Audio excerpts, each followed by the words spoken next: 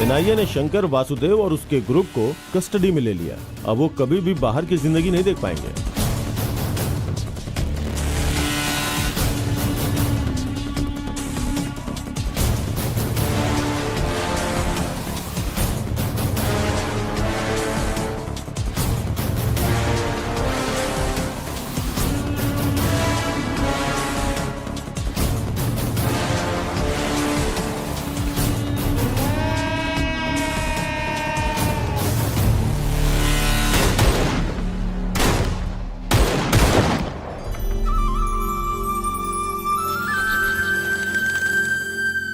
ये है मुदलाकोट्टा, पलक्कड़ जिले का एक ऐतिहासिक गांव, जो प्रेमियों की मनपसंद जगह और अपनी खूबसूरती के अलावा पलक्कड़ का ये गांव राजनीति की गर्माहट के लिए भी जाना जाता है। पिछली बार आई बाढ़ की वजह से बचाव का कार्य करने के लिए योग गुरु कुमार जी के साथ 4 नौजवान इस गांव में आए थे। तमिलनाडु से अय्यप्पन, उत्तरी भारत से रोशन उर्फ रोशी, रॉबिन और रोकी जो कि मलयाली हैं, ये सभी इस गांव के बाशिंदे बन गए, जो मुदलाकोट्टा बटालियन के नाम से जाने जाते हैं। पिछले 15 सालों से मैं इस गांव की पंचायत का अपोजिशन लीडर बना हुआ हूँ। समझ गए ना आप? गांव की सारी बंजर जमीन पर ऑर्गेनिक खेती होती है। जब से हमारे गांव में मुदलाकोट्टा बटालियन बनी है, तब से हमारे पंचायत के प्रेसिडेंट साहब की परेशानी बढ़ गई है। उनके नए महल का काम जोरों से चल रहा था और वो बीच में ही रोकना पड़ा। क्यों हुआ ऐसा? क्यों हुआ ऐसा? अरे कुछ तो बोलो। करप्शन खत्म कर दिया। करप्शन को हटाने के लिए ही उसे वापस जाना पड़ा। लो वो आ गए। ये देखो आ गए। आओ इनसे पूछते हैं इन्हें क्या कहना है। अपोजिशन ने किसी प्रकार की कोई मदद नहीं की मुझे, फिर भी इस गांव को खुशहाल बना रहा हूं, करप्शन से मुक्त कर रहा हूं और इस लड़ाई में नौजवान मेरा साथ दे रहे हैं। यानी बटालियन से कोई दुश्मनी नहीं है। कृषि अधिकारी मैडम आ गई। नमस्ते। नमस्ते। कैमरा उस तरफ है। दूसरे गांव से आने वाली सब्जियों पर ये लोग निर्भर ना रहें, यही हमारा प्रयास है। और इस गांव में और आसपास के गांव में लोगों को पर्याप्त सब्जियां मिल सके, और ये काम हो पाया है इन नौजवानों के संयुक्त प्रयास की वजह से, जो दिन रात लगे हुए हैं। इनके असाधारण नेतृत्व क्षमता की वजह से ही हम ये सब कर पाए।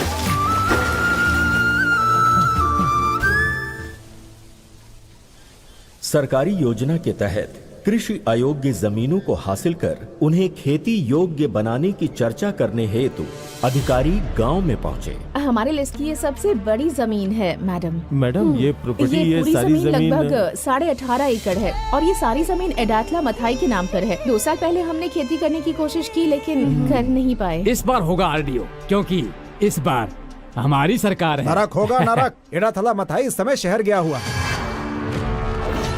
ऑर्डर रिवाइज करके ही लौटेगा वो। ये सच है मैडम, उनकी पहुंच बहुत ऊपर तक है।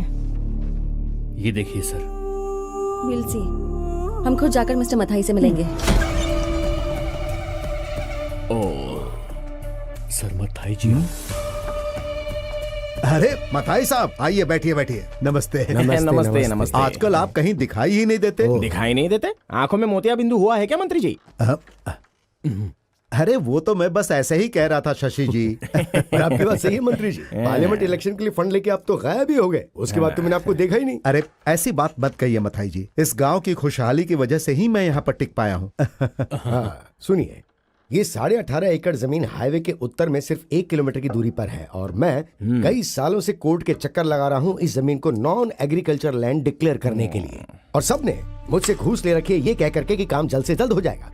अब वो जितने पैसे घूस में दिए हैं उसका पूरा हिसाब साहब ने डायरी में लिखा है। अब चाहे सीबीआई वाले हो या इनकम टैक्स वाले या ईडी वाले, ये सबसे पहले डायरी उन्हीं लोगों की जब्त करते हैं। अब इस सारी 18.5 एकड़ जमीन में पानी भरा 20 साल से खेती नहीं हुई है। गांव की भलाई के लिए एक मेडिकल कॉलेज बनाना, मथाई साहब का ये सपना उन्हें मरने से पहले पूरा करना है। वहाँ पर किसी की टाउनशिप बनाने का हमारा कोई इरादा नहीं है। अब पंचायत प्रॉब्लम खड़ी कर रही है, खेती के लिए जमीन सौंपने को कह रही है। अब मथाई साहब, इसमें पंचायत का कुछ नहीं है, तो फिर? सरकार की ये नई पॉलिसी है, अब उसे बदलना थोड़ा मुश्किल होगा। अगर मैंने एक बार खेती के लिए जमीन सौंप दी फिर जिंदगी भर कभी उसकी लेवलिंग नहीं कर पाऊंगा। देखिए, जमीन की लेवलिंग करना वैसे भी पॉलिसी के खिलाफ होगा। और मैं किसी भी हालत में ये नहीं होने दूंगा। मथाई साहब, अगर दूसरा कोई काम हो तो बेझिझक कह सकते हैं। अब मुझे असेंबली में जाना है, इजाजत दीजिए। मंत्री जी ने तो हमें अंगूठा दिखा दिया।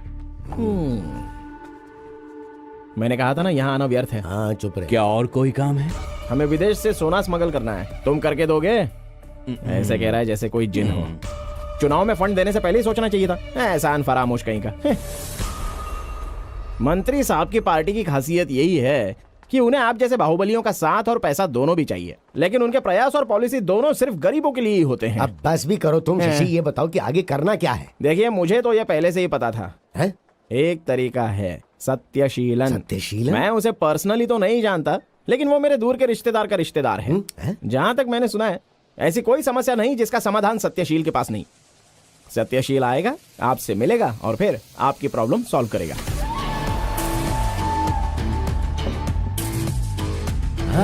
जिस समस्या का हल खुद भगवान भी नहीं निकाल सकता, उसका हल ये सत्यशील के पास होता है। प्रॉब्लम सॉल्व करने के लिए भगवान के आगे नारियल फोड़ने की जरूरत नहीं, फोड़ना है तो सत्यशील के सर पर फोड़ो, ऐसी कहावत है। ऐसी कोई कहावत नहीं है। नहीं है, लेकिन मैंने तो सुनी है। हाँ, प्रॉब्लम सॉल्व कर सकता हूँ। ये 18.5 एकड़ जमीन लेवल करके आपको सौंप दूंगा। बस जमीन सपाट करनी है। एक बार वो हो जाए, फिर जाली कागजात बनाने वाली हमारी टीम तैयार है ना?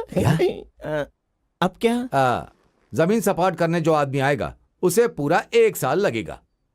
उसे रहने के लिए घर देना होगा, वो जितना कैश मांगेगा देना होगा, और लीज एग्रीमेंट भी 3 साल के लिए। क्या 3 साल के लिए? पर वो किस लिए? हाँ, खेती की जमीन की लेवलिंग उसी एग्रीमेंट के बलबूते होगी। किसी को कोई भी शक नहीं होना चाहिए, कागजात एकदम परफेक्ट होने चाहिए। 3 साल का लीज एग्रीमेंट तो मस्ट है। ये सब जरूरी? बिल्कुल। पंचायत का मुंह बंद करने के लिए हमें एग्रीमेंट बनाना होगा, पिछली डेट डालकर बनाना होगा ना? हाँ, एक बार जमीन सपाट हो जाएगी, एग्रीमेंट के हिसाब से वो आदमी जमीन वापस कर देगा। आप सिर्फ आदमी आदमी बोल रहे हो, ये आदमी आखिर है कौन? अरे भाई, वो अपना अवतार है।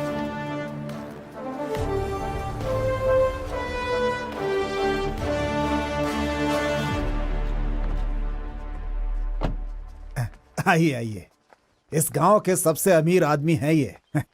आप अभी तक मथाई से नहीं मिली क्या? नहीं। बहुत अच्छा आदमी है, 8% ब्याज लेता है।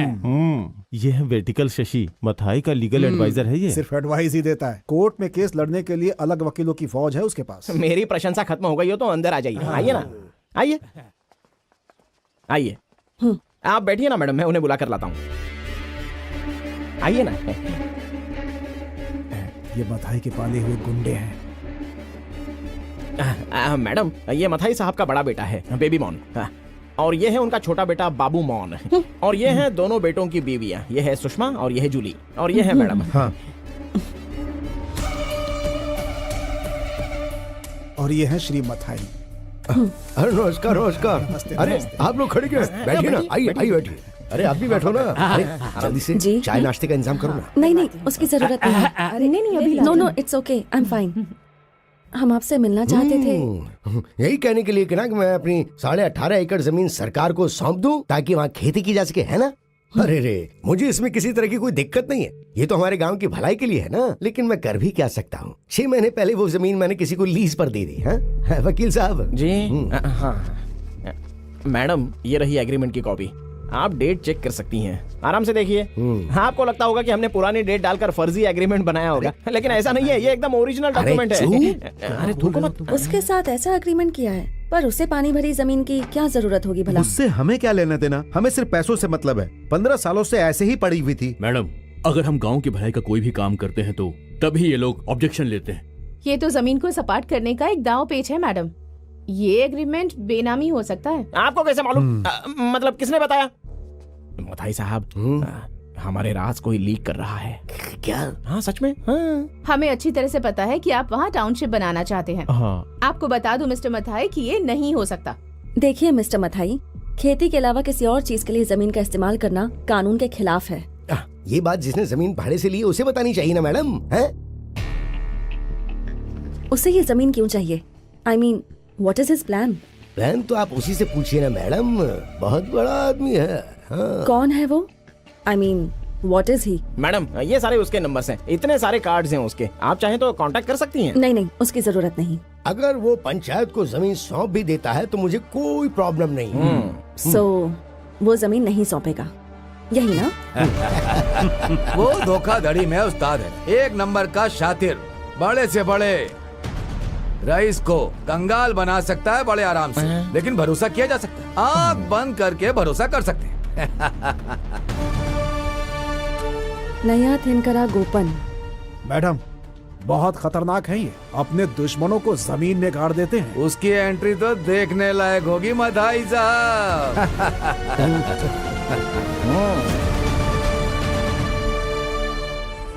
अरे मैडम आ गई।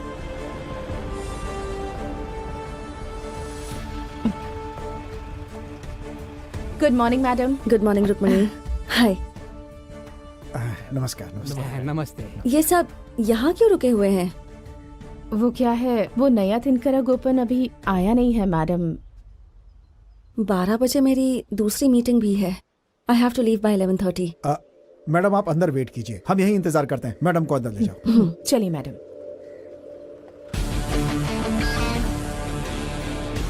अरे बाप रे, बधाई साहब ने ठीक कहा था, ये गोपन सच में बड़ा आदमी मालूम होता है। पुलिस एस्कॉर्ट के साथ आया है मतलब। मैं कितना भी बोलूं चुप रहो, लेकिन तुम लोग नहीं मानोगे। वो मैं बस चुप ही रही है। हाँ चुप चुप।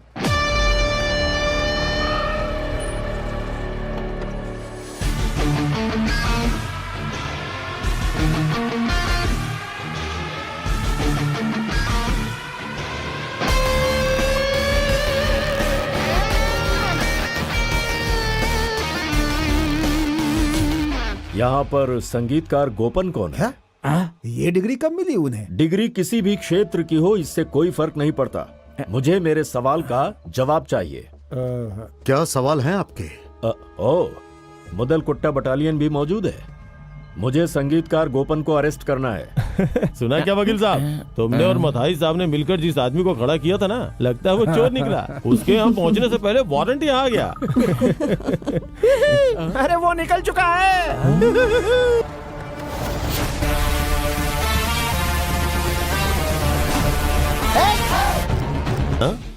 यहाँ पर मैं भी खंबे के जैसे खड़ा हूँ, तुम्हें दिखता नहीं क्या? मतलब खंबे की तरह जो खड़े हैं वो आप ही हैं? हाँ, क्यों?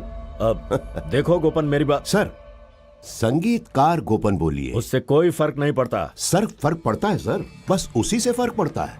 संगीत, संगीत, कभी भी ना खत्म होने वाला समंदर। इसके बारे में कोई भी जिक्र नहीं कर सकता है। बताइए ना सर, बताइए ना, क्या बात है? मुझे तुम्हें कस्टडी में लेना होगा। ओह सर, किसी मर्डर केस में क्या? नहीं। तो किडनैपिंग के केस में? नहीं। या फिर छेड़खानी के केस में? इनमें से तो कोई नहीं। चलिए फिर आप ही बता दीजिए किस केस में। तुम्हें नहीं मालूम? नहीं। तुम यहाँ लेट पहुँचे, इसकी वजह तुम्हें मालूम नहीं? इधर आइए, इधर आइए ना। अगर रिश्वत देना चाहते हो तो आइए तो सही सर। आइए सर, इस बार मुझे माफ कर दीजिए। आप तो जानते हैं मैं आदत से मजबूर हूँ। आखिर ये क्या बात हुई? आराम से, एक बार मेरी बात तो सुनिए सर, उसके बाद आप डिसाइड करिएगा कि मैंने सही किया है गलत किया। ठीक है? बताओ। तुमने क्या पहना हुआ है? डार्लिंग वीडियो कॉल करो ना मुझे। Hi sir. क्या करना है अब तुम्हें पता है सर? हाँ बताओ, कब आओगी मेरे पास? सर मैं थोड़ा जल्दी में हूँ सर। मुझे 10 बजे पंचायत के ऑफिस में पहुंचना है सर। एक बार आप ये कागजात चेक कर लेंगे तो मैं टाइम से पहुंच जाऊंगा सर। सब कुछ क्लियर है सर? हाँ, पेपर क्लियर है या नहीं वो मैं डिसाइड करूंगा। ये यहाँ से आखिर में जाएगा। अरे आपने सबसे पहले मेरी गाड़ी रोकी थी ना? हाँ, और तुम सबसे आखिर में जाओगे। चलो बाजू हटो, मैं तुम्हें बाद में फोन करता हूँ। मूड खराब कर दिया। चलो निकलो। पता नहीं कहाँ से आ जाते हैं यार। अभी तक एक भी लड़की नहीं आई यहाँ सर। वो मैं चल निकल यहाँ से। चलो आ जाओ। अरे वाह, लड़की आई है सर। लर्निंग है, learning licence. Learning licence.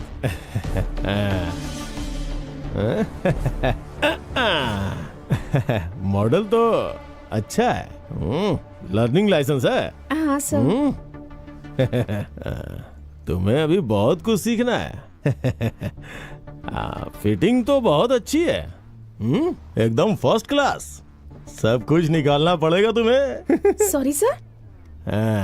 Documents है तुम्हारे पास? है सर। मुझे दिखाओ। हाँ। समझ गया। रैम्बो बॉस, गाड़ी स्टार्ट कर भाई। सुनो बेटा, तुम घर जाओ।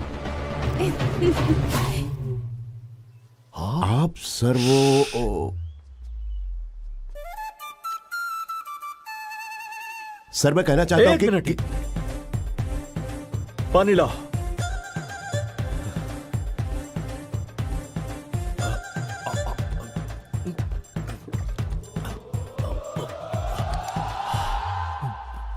देखो, तुमने जो भी किया उसमें तुम्हारी कोई गलती नहीं, लेकिन तुम्हें कानून को अपने हाथ में नहीं लेना चाहिए। मैंने कानून को अपने हाथ में नहीं लिया सर, मैंने तो पैर पकड़ा और जमीन पे पटक दिया। ओह, तो ये बात है। लेकिन प्लीज अब जीप में बैठ जाओ।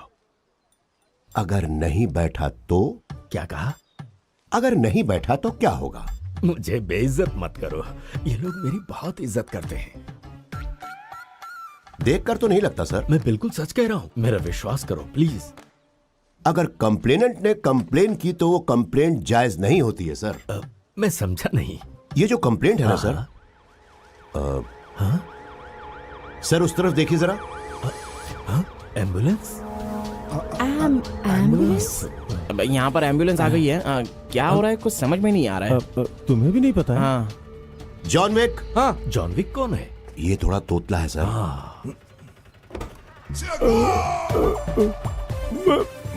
विश्व सर। हैं? विश्वंभर, तुम्हारी ऐसी हालत कैसे हुई? पैर फिसला और मुंह के बल गिर गया मैं। ओहो। विशंभर, तुम्हारी कोई कंप्लेंट है क्या? मेरी कोई कंप्लेंट नहीं है सर। अरे साहब को जल्दी से अस्पताल ले जाओ, अगर मर गए तो मैं जेल चला जाऊंगा। जाओ जाओ जल्दी जाओ।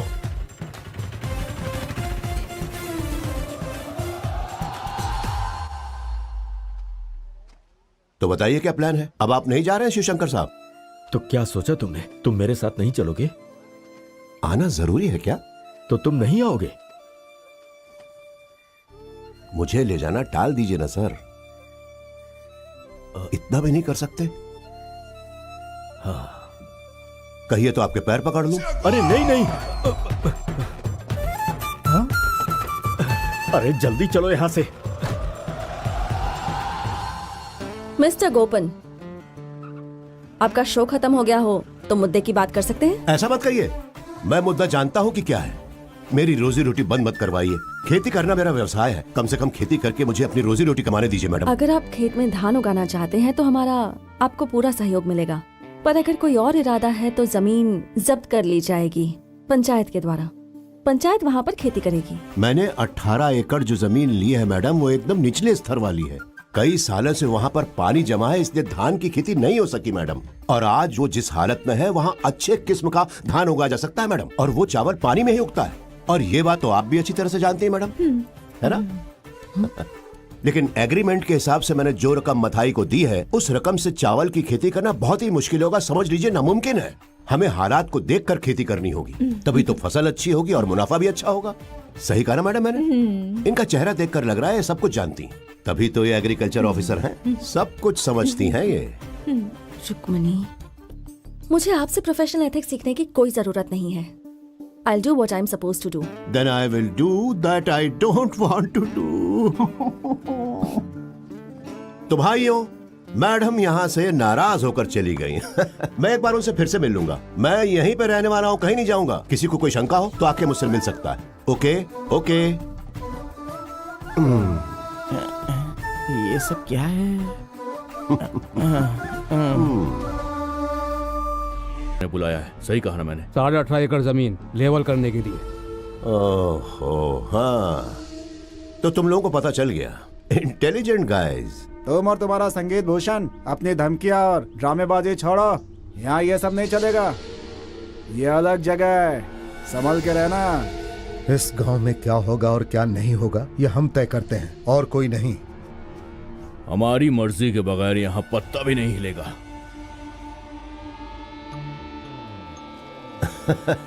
सच में आप लोग इनकी परमिशन लेके गिरते हैं क्या? अरे ये तो बिना परमिशन के नीचे गिर गया। अरे देखो ना।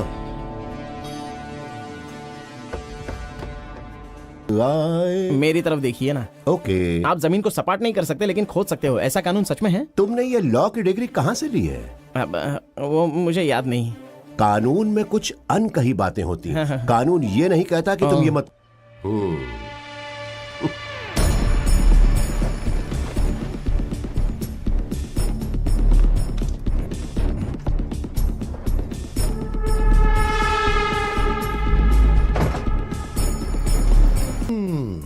तुम्हारे आते ही गांव में हलचल मच गई और यहाँ के लोगों की हवा निकल गई।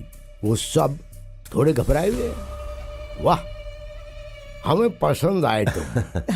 हमारे बॉस मेहमानों की अच्छी खातिरदारी करते। आप पीते हो क्या? रेगुलर तो नहीं, हफ्ते में बस समझ लो 3 दिन? नहीं 7 दिन। ओह, कभी कभार।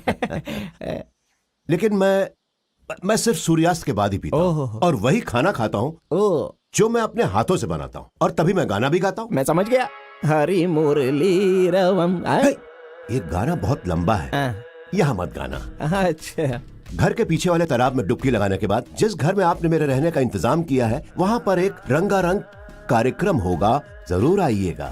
सुनो, हाँ, मुझे ये बताओ कि तुम्हें कैसे पता कि उस हाउस के पीछे एक तालाब है? परमेश्वर संसार चलाते, सॉरी, अगर उनकी सच्चे दिल और श्रद्धा से पूजा की जाए तो जितने भी तालाब हैं वो सब आंखों के सामने आ जाते हैं। ये आदमी थोड़ा रहस्यमय मालूम होता है। हर इंसान को थोड़ा रहस्यमय होना ही चाहिए। रैम्बो, बस गाड़ी स्टार्ट करो। Okay boss.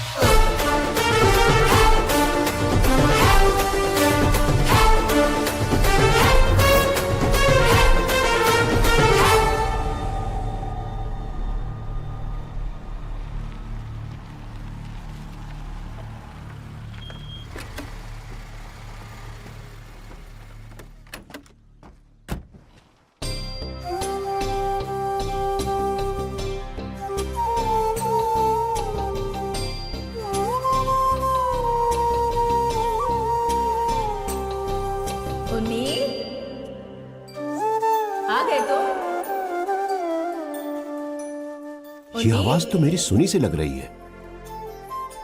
शायद मेरा वहम हो। रैम्बो,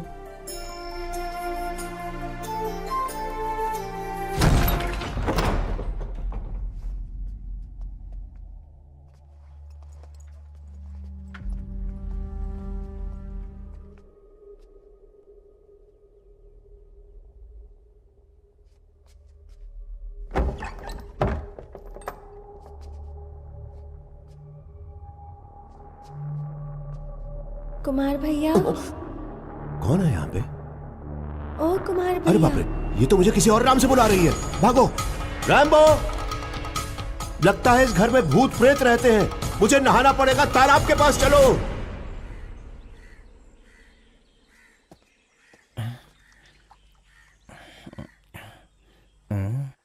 अरे तुम लोग ऐसे तालाब में क्या देख रहे हो? वो बाहर नहीं आ रहे। बाहर नहीं आ रहे? कौन? बॉस नहाने के लिए अंदर गए हैं। हमेशा ऐसे ही करते हैं, पानी में घुसते हैं, थोड़ा फुटेज खाते हैं, फिर निकलते हैं। उनकी स्टाइल है। ये फुटेज थोड़ा ज्यादा नहीं लगता? काफी समय बीत गया है, मरवर तो नहीं गए ना? फायर ब्रिगेड को बुलाता हूँ।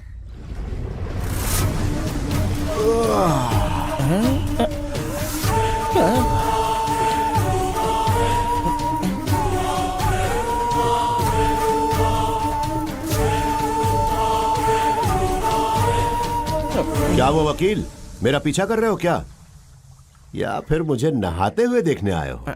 मुझे आपको कुछ देना था, इसलिए। जो कुछ भी देना है घर के बरामदे में दो।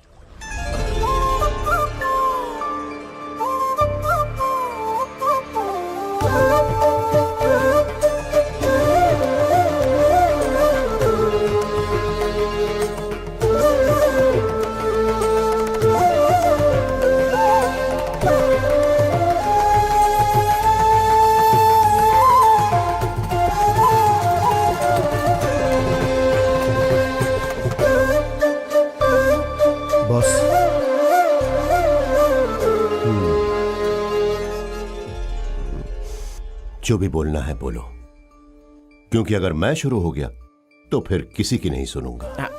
आपका रुतबा और आचरण देखकर लगता है कि आप में उन जमींदारों और सरदारों की सारी विशेषताएं हैं जिन्हें संगीत पसंद था। वैसे तो रोज ही आप पर मारपीट के कई केसेस दर्ज होते होंगे ना? ये कोई गलत बात है क्या? अरे दुनिया में गलती कौन नहीं करता है। आपको मुझे अपना पर्सनल वकील रखना चाहिए। मैं अच्छी पैरवी कर सकता हूँ। पैरवी तो कर लोगे, लेकिन केस नहीं जीत पाओगे। अरे मेरे पास दिल्ली के वकील हैं जो मेरे लिए केस जीतते हैं। वो तो सेंटर में है ना, मैं यहाँ सब कुछ हैंडल कर लूंगा। जरूरत नहीं है। एक बात पूछूं आपसे, आप सच में यहाँ पर जमीन लेवल करवाने के लिए आए हैं? तुम कब सीखोगे वकील, समझ में नहीं आता। कल से शुरुआत होगी इस गोपन के धमाके की।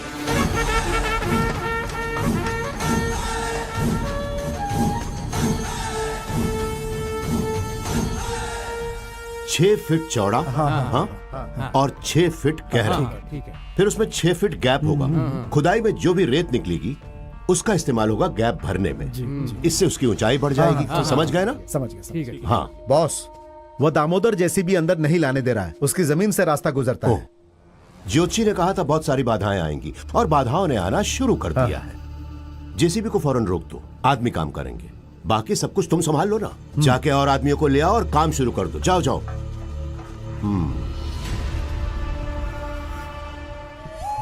उसने कहा था कि वो जमीन की खुदाई करने जा रहा है। हाँ, ऐसा करेगा तो उसे भुगतना पड़ेगा। रास्ता दो, रुक्मणी की सवारी आई। आपका स्वागत है रुक्मणी जी। कहिए तो आपके रथ को धक्का लगाऊं मैं।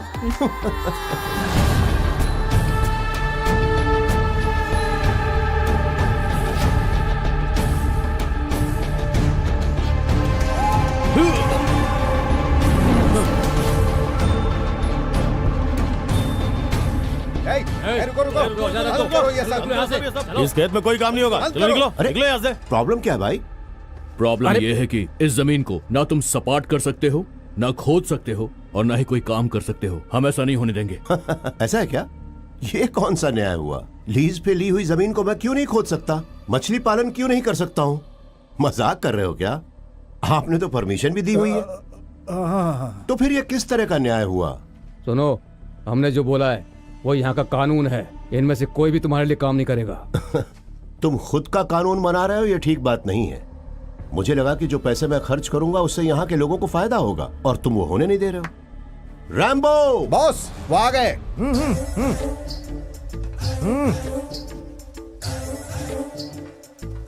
अतिथि देवो भव। ईमानदार और बहुत ही कुशल मजदूर हैं ये लोग। बंगाल की भूमि से आए हैं। बंगाल की भूमि से? वो कहाँ है? बंगाल में है भाई। अरे भाइयों, चलो काम पे लग जाओ। उन्हें आप नहीं रोक सकते हैं। वो लोग मेहमान हैं और मेहमान को रोका नहीं जा सकता।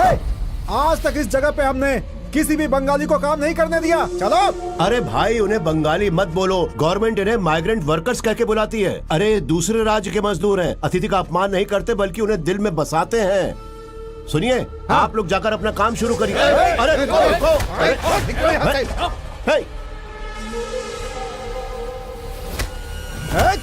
जाओ। अरे क्या कर रहे हो? उठ जाओ, उठ जाओ, उठ जाओ भाई, उठ जाओ। आराम से, आराम से। अरे बाप रे, एक मिनट भाई। देखो, मेरे मजदूरों को मत मारो, प्लीज प्लीज प्लीज। कहो तो मैं तुम्हारे पैर पकड़ लूं। ठीक है, प्लीज।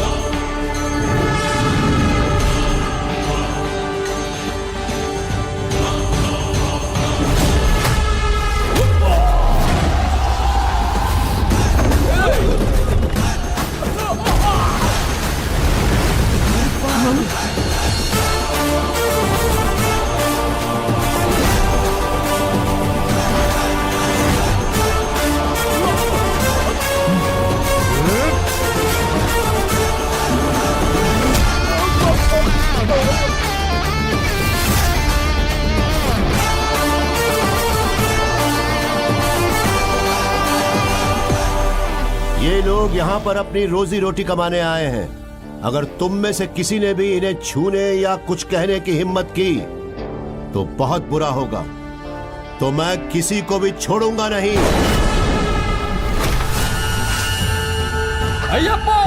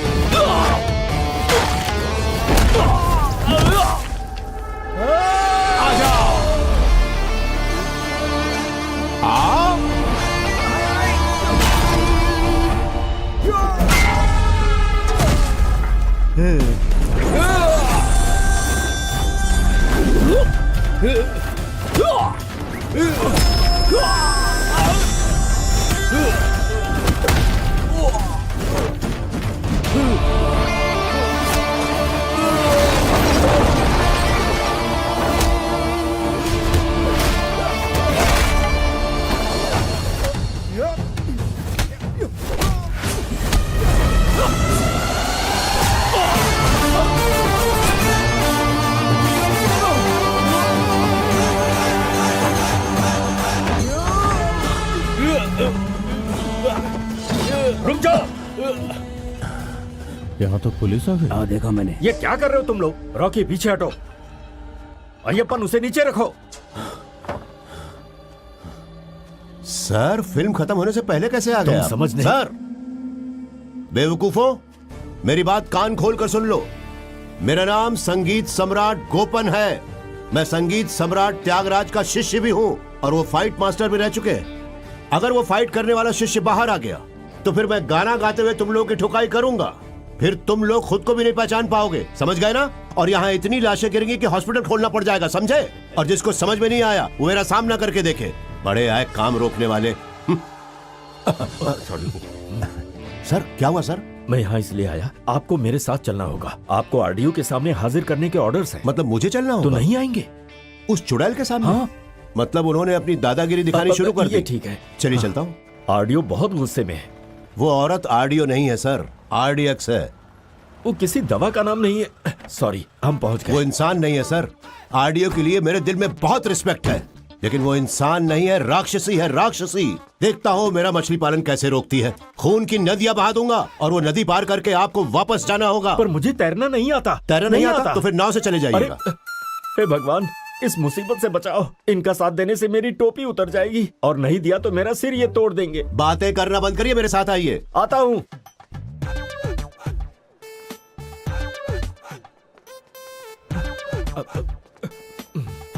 अरे अरे कहाँ जा रहे हो? हाँ? मैडम बिजी हैं, यहीं पे रुको। रुक जाऊं? हो ही नहीं सकता। जाके बोलो उनसे, संगीतकार गोपन आए हैं और वो बहुत ज्यादा गुस्से में। जाकर बोलो उनसे, अगर उनका ज्वालामुखी फूटा तो सब जल के राख हो जाएंगे। कहाँ है वो आदमी? अरे वो आदमी मैं हूँ। ये है वो आदमी। हाँ, अरे बाप रे। जाके बोलो उन्हें, जाओ।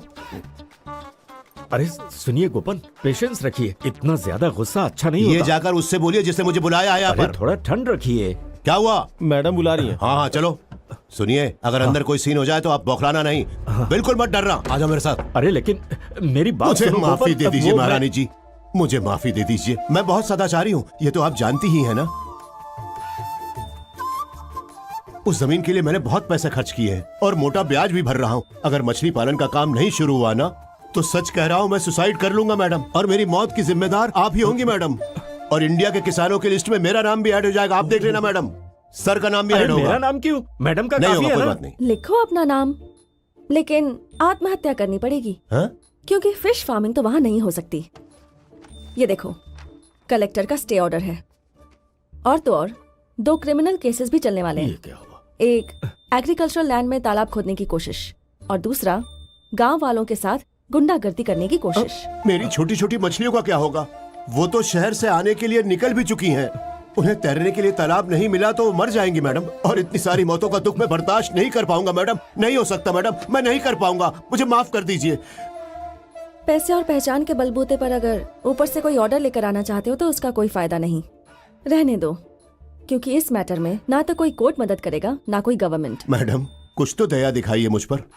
नहीं मैडम, मैं आपका अपना भाई हूँ, आपका पड़ोसी हूँ, आपका लवर हूँ, आपका शौहर हूँ, लेकिन फिर भी आप नफरत करती हैं मुझसे। ऐसा मत करिए मैडम। मैं भी यही सोच रहा था। मैं आपको कुछ दे सकता हूँ? What the hell? Just clear out. Officer, madam, take him away. सुनिए गोपन। ओह, निकलो यहाँ से। नौकरशाही की दादागिरी, ये तो हद से ज्यादा ही हो रहा है। भारत छोड़ो आंदोलन? नहीं। नौकरशाही के खिलाफ आंदोलन? हाँ। बहुत बढ़िया। ऑफिसर। मैडम, अब हम लोग चले यहाँ से क्या Gopan? Madam, just clear out I said. हाँ, भड़क गई। संगीतकार गोपन पर भड़क गई। अरे मैंने संगीत सीखा है, संगीत सिखाया भी है, लेकिन सबक नहीं सीखा। पर सबक सिखाना आता है मुझे, और खेत सपाट करना भी आता है। मैं आपको सबक सिखा के रहूंगा और खेत भी सपाट करूंगा। चलो चलिए ना भाई, चलो आइए। चलो। मैडम, माफी चाहता हूँ। Sorry madam. एक तरफ ये आरडीओ और दूसरी तरफ वो जंगली बिल्लियां। मतलब अब जंग होनी निश्चित है। पर मैंने सुना है आपकी पहुंच ऊपर तक है। सिर्फ ऊपर तक ही नहीं, नीचे तक भी बहुत है, तुम देखना। प्लीज मेरा ट्रांसफर कहीं दूर करवा दीजिए, मुझे शांति से जिंदगी बितानी है। यहाँ जंग होने वाली है और तुम्हें शांति चाहिए? वीडियो शूट करके व्हाट्सएप पे भेज देना, मैं कहीं और बैठ के देख लूंगा। संगीतकार गोपन, क्या सुनो ना मेरी हुआ? बात। अगर मैं तुमसे कुछ कहता हूँ तो करोगे क्या? फालतू की बात नहीं हुई तो करूंगा। ये फालतू बात नहीं है, बढ़िया आइडिया है। मुदल कोट्टा बटालियन का एक मेंटोर है, पता है वो कौन है? नहीं। वो जिसने इन चारों को अपनी पनाह में रखा था जब बाढ़ आई थी बचाव राहत कार्य के लिए। वो कोई और नहीं, कुमार जी हैं। कुमार जी? हाँ, कुमार जी, गांधीवाद को मानने वाले और योगा गुरु। गांव वाले कुमार जी को देखते ही झुक झुक कर प्रणाम करते हैं। कुमार जी पर भरोसा करके तुम्हारे लिए हर चीज आसान हो जाएगी। और एक बात बताऊं तुम्हें, ये मैडम भी कुमार जी की बात मानती हैं, पिता मानती हैं उन्हें। वो जो एग्रीकल्चर ऑफिसर है ना, रुक्मिणी, तुम उसे पकड़ो, कुमार जी के आश्रम में वो ले जाएगी। कुमार जी।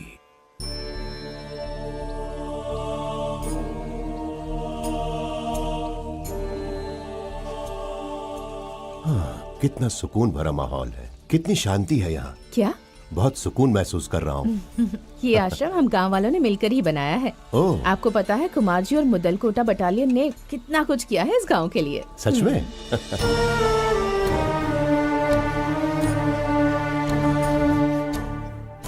जहाँ सर होना चाहिए वहाँ इनके पांव कैसे? ओह, इनका हसन तो देखो। भीष्म पितामह और द्रोणाचार्य ने मिलकर इनका निर्माण किया है।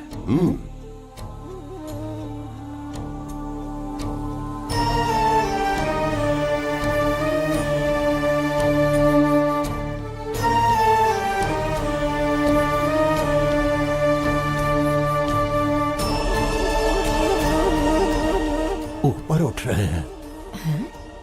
अरे वो ऊपर उठ रहे हैं। क्या? उन्हें ऊपर उठता देखना कहीं मेरा भ्रम तो नहीं है? उन्हें अद्भुत सिद्धियां प्राप्त है। हैं? अद्भुत सिद्धियां प्राप्त है उन्हें। ओह, चमत्कार। तो ऐसा है? हाँ? मतलब ये जादूगर हैं। वो आंखें खोल रहे हैं। स्वामी जी। स्वामी। हाँ, नमस्कार स्वामी। पधारिए। जी। स्वामी। विराजिए। हाँ। क्या हम लोग यहीं जमीन पर आसनस्थ हो जाए? जी हाँ। जी जी। मैं संगीतकार गोपन न्यांतिकार का रहने वाला हूँ। आपके लिए कुछ चढ़ावा लेकर आया हूँ। आप बकरी का दूध पीते हैं, ऐसा इन्होंने मुझे बताया, इसलिए मैं लेकर आ गया। तो बताइए संगीतकार गोपन, ओ, मुझसे क्या चाहिए तुम्हें? अपनी पहचान बताने आया हूँ साधु महाराज। साधु महाराज? मुझे साधु बनने में अभी बहुत समय है। सच में? तुम्हारे मछली पालन में अभी बहुत सारी बाधाएं अरे हैं, बाप है रे। ना? इन्हें तो सब कुछ पता है। गांव के अतिथि की बहुत सारी कहानियां सुनी है मैंने। अरे बाप रे, गुस्ताखी के लिए माफी। यहाँ मैं झगड़ा लड़ाई करने के लिए नहीं आया हूँ, रोजी रोटी कमाने आया हूँ। आप जो राक्षसों की सेना सॉरी, मतलब आपके जो शिष्यों की सेना है उन्होंने मुझसे दुश्मनी कर ली है, और ऊपर से वो राक्षसी सॉरी, वो आरडीओ, वो बहुत ही अड़ियल है। मैं जानता हूं आप दोनों के बीच पिता पुत्री का रिश्ता है। स्वामी मेरी रक्षा कीजिए, मैं तो यहाँ रोटी कमाने के लिए आया हूँ। सही रास्ते पे चलोगे तो कोई बाधा नहीं आएगी। अगर इरादा सही है तो सब मदद करेंगे। गांव के लोग बहुत सीधे साधे हैं। यहाँ किसी के मन में किसी के प्रति द्वेष नहीं है, तुम्हें यह समझना होगा। हाँ, मुझसे भी गलतियां हुई हैं, मुझे माफ कर दीजिए। क्या मैं आपके पैर छू सकता हूँ स्वामी? अरे क्या हुआ? क्यों? मुझे नीचे गिराना है? तुम्हारे पैर छूने के बारे में बहुत कुछ सुना है। कहते हैं भगवान विष्णु हमेशा लेटे रहते हैं, शायद इसी डर से कि तुम्हारे जैसे लोग कहीं उन्हें नीचे न गिरा दें। क्या स्वामी जी? एडाथला ग्रुप की मदद से तुम इस गांव में पहुंच गए। एडाथला फाइनेंस एक ऐसी कंपनी है जिसने गांव के गरीबों की बहुत सी जमीनें और पैसे हड़प लिए हैं। कई गांव वालों के घरों के कागजात उनकी तिजोरी में है। उन्हीं के बलबूते पे तुम उपद्रव कर रहे हो ना? जैसा आप कहें, उनके करार में जो भी शर्तें होंगी मैं सब मानूंगा। तुम शांति से रह सकते हो गोपन।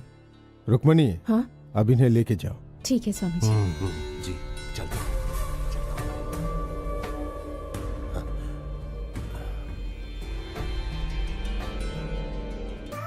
सिस्टर, हाँ? ये सभी लोग कहाँ जा रहे हैं? हमारे प्यारे बालाटन जी गुजर गए हैं क्या? अरे नहीं नहीं नहीं नहीं, जब्त कर रहे हैं। एडाथला ग्रुप से आए हैं। जब्ती? इड़थला ग्रुप, वालेटन वालेटन वालेटन। ये देख रहे हो, ये कोई मामूली कागज नहीं है, ये कोर्ट के ऑर्डर हैं। हाँ, आज के बाद ये किस्सा हमेशा के लिए खत्म कर दूंगा। जब हमने उसे पैसे दिए थे तब ये घर और प्रॉपर्टी हमने हमारे नाम पर लिखवाई थी। ये मेरी होशियारी थी। सुनो, हाँ। इसके लिए इतनी शेखी मत बघारो। हर लोन देने वाला यही करता है। तो वैसे ही समझो, कानूनन अब इस प्रॉपर्टी पर एडाथला का मालिकाना हक है। इस प्रॉपर्टी के 3 गुना पैसे बनते हैं उन पर हमारे। असल और ब्याज मिला के वो तो अलग से बनेंगे। हम पिछले 2 साल से उन्हें घर खाली करने के लिए बोल रहे हैं, लेकिन उन्होंने नहीं सुना। मैं अच्छी तरह से जानता हूँ, ये जब्ती कभी भी पारदर्शी प्रक्रिया नहीं होती। तो फिर पारदर्शिता से उन्हें घर खाली करने को सीधे बोल दो। हमें थोड़ा सा और टाइम दे दीजिए। हमने मुख्यमंत्री और वेलफेयर फंड के पास अपनी पिटीशन भेजी है। देखो वकील, हम ये मैटर सेटल कर लेंगे, लेकिन बटालियन के लड़कों को यहाँ मत आने दो। चलो हटा।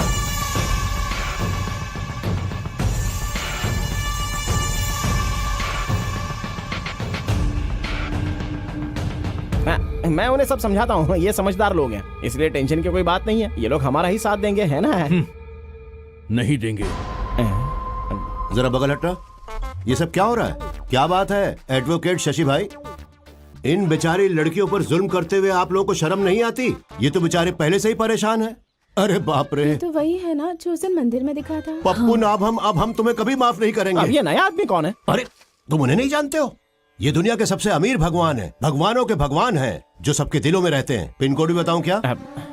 अब देखिए मिस्टर गोपन जी, तुम्हें इस केस में बीच बचाव नहीं करना चाहिए। इन्हें अपमानित करने के इरादे से पब्लिक को इकट्ठा करने का हमारा कोई इरादा नहीं था। इसलिए एडाथला बाबू ने इन लड़कियों को अपने ऑफिस में मिलने के लिए बुलाया है। उन्होंने पिछले 6 महीनों में कम से कम 100 बार तो फोन करके बुलाया ही होगा, लेकिन ये नहीं आए। ओहो, मतलब ये है कि पूरा बदला लेने का प्लान है, क्योंकि इन्होंने एडाथला ब्रदर्स के ऑफिस में जाने से इनकार कर दिया, इसलिए ये बदला लेने आए हैं और आपको ये लोग इस घर से निकाल देना चाहते हैं। ध्यान से सुनिए सभी लोग, गौर फरमाइएगा। इन लड़कियों ने एडाथला बाबू के गलत इरादों को नकार दिया है, इसलिए ये सब हो रहा है। वकील साहब, अगला सेक्शन यहाँ कब लगेगा? देखिए गोपन जी, गैर जरूरी बात मत करो। हाँ, गैर जरूरी चीजों को तुमने जरूरी कहकर मांगा था, वो तो सारी चीजें फेल हो गई। अब क्या करोगे तुम, ये जरा सोचो। तवलची बालाटन जी के पीछे कोई खड़ा नहीं होने वाला, ये मैं जानता हूँ, लेकिन मैं रहूंगा। संगीतकार गोपन खड़ा रहेगा। मिस्टर संगीतकार, आप तो यहाँ पर मछली पालन करने आए थे ना, तो हमारी कार्रवाई में टांग क्यों उड़ा रहे हो? तवलची बालाटन जी एक महान कलाकार हैं। अगर वो अपनी बेटियों के साथ सड़क पर आने वाले हैं, तो मेरे जैसा संगीतकार ये सब कैसे देख सकता है? मैं ऐसा नहीं होने दूंगा। दत्ता सेन को पता चला तो फिर क्या होगा? वो कौन है? ये सुदास दासतन, उन्हें पता चला तो बहुत बुरा होगा। अरे चलो मेरे साथ संगीतकार जी, प्लीज चलिए ना। चलूंगा मैं। हाँ। अरे भाई, कहाँ ले जा रहे हो मुझे? आइए सुनिए, ये भी एडाथला ग्रुप का ही काम है, हमें सपोर्ट कीजिए। बीच में टांग अड़ाकर गड़बड़ मत कीजिए। अरे सुनो भाइयों, ये मुझसे सौदा कर रहे हैं। ऐसा कोई नहीं जो मुझे खरीद सके, ऐसा कोई स्टैंप भी नहीं बना है। मैं यहाँ किसी के हाथों बिक जाऊं, ऐसा कभी नहीं हो सकता। अरे बाप रे, तुम्हारी कमी थी, तुम भी आ गए। बहुत हो गया। मैंने यहाँ पर खेत लीज पे लिया है, उसके लिए मैंने काफी अच्छी रकम भी दी है, और उसी एग्रीमेंट की वजह से ये मत समझना कि तुम कुछ गलत करोगे और ये गोपन तुम्हारा साथ देगा। वैसे भी तुम्हारा साथ कोई नहीं चाह रहा है। ठीक है एडाथला बाबू, अब तुम जा सकते हो। बालेटन और उनकी बेटियां ये घर खाली नहीं करेंगी। हम लोग आपको किश्तों में पैसा वापस कर देंगे। तुम्हें किश्त देने की कोई जरूरत नहीं है। ये लड़कियां हमसे मिलने नहीं आई हैं। तुमसे क्या अकेले में मिली थी? सोई थी क्या तेरे साथ? हाँ? जरा साइड में हटिएगा। बहुत अच्छे। क्या पंच मारा है? शुक्र मनाओ कि उसने तुम्हारे पैर नहीं छुए। सुनो, इनके बारे में तुम जानना चाहते हो ना? ये मेरी बहनें हैं और बालाटन जी मेरे गुरु हैं। गुरु? मेरे मुंह बोले गुरु। हमारा द्रोणाचार्य और एकलव्य जैसा नाता है। एकलव्य ने तो सिर्फ अपना अंगूठा काट के दिया था, इनके लिए तो मैं अपनी पांचों उंगलियां कटवा सकता हूँ। बड़े आए हैं। आओ।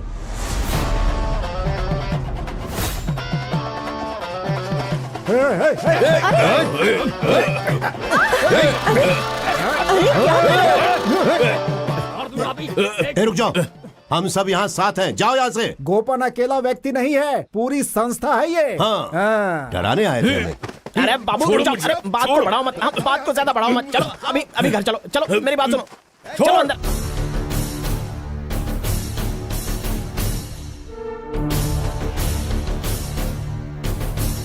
सुनिए सुनिए ये क्या कर रहे हो आप? मैं आपको जाने नहीं दूंगा। आवाज करेगा तो मार डालूंगा। देखिए, चाहो तो इसे मेरा डाइंग कन्फेशन समझ लीजिए। आज तक इस वथाई के बेटे को छूने की किसी ने हिम्मत नहीं की थी, और वो कमीना जो खेत सपाट करने आया था उसको उसी खेत में गाड़ दो। बाबा अरे बेबी सुन, मेरी बात सुन। खून खराबे की जरूरत नहीं है। अगर मर्डर केस हो गया तो तुम्हें फांसी हो सकती है। तुम हट जाओ वकील यहाँ से। अरे बाबा मुझे बोलने तो दो। ये सब चाल है। ये गोपन का एक अच्छा खासा मास्टर स्ट्रोक है।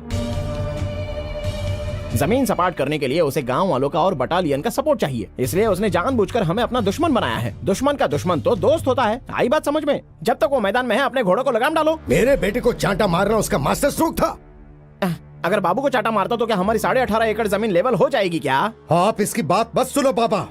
जैसा तुमने बोला, अगर ये उसकी चाल थी तो मैं उसे माफ करूंगा, वरना इस जमीन से उठने से पहले मैं उसे दुनिया से उठा दूंगा, और ये मेरा वादा है। उसे खत्म करना तो ठीक है, लेकिन अपने पैर और मुंह का ख्याल रखिएगा। उसका इन दोनों पर विशेष प्रेम है। ये बालेटन क्या लगता है आपको कौन होगा? कौन है? हाँ, ये देवराज मास्टर जी या आर के शेखर मास्टर जी से पूछना पड़ेगा कि ये कौन है, या फिर जॉनसन मास्टर जी या रविंद्र मास्टर जी से पूछना पड़ेगा। अच्छा, इनमें से कोई भी जिंदा नहीं है ना? हाँ, तो फिर आप उनसे पूछेंगे कैसे? सवाल ये है कि आप उनसे पूछेंगे कैसे? लेकिन सवाल तो आपने पूछा था ना। दरअसल बात यह है कि कभी कभी मैं अपने आप से ऐसे बेकार के सवाल पूछता रहता हूँ और उसके जवाब भी मैं देता हूँ। बालेटन जी का एक बहुत ही बड़ा इतिहास है। मुझे जहाँ तक याद है कि दिलीप जी के बारे में। इसमें खामोखा दिलीप को मत घसीटो गोपन, मैं दिलीप का फैन हूँ। अरे वो वाले दिलीप नहीं, ये वाले दिलीप। अरे मैं AR रहमान वाले दिलीप जी की बात कर रहा हूँ। दिलीप नाम की एक फिल्म में उन्होंने अपना संगीत दिया, ये मैं जानता हूँ, और उसमें बालाटन जी ने तबला बजाया था।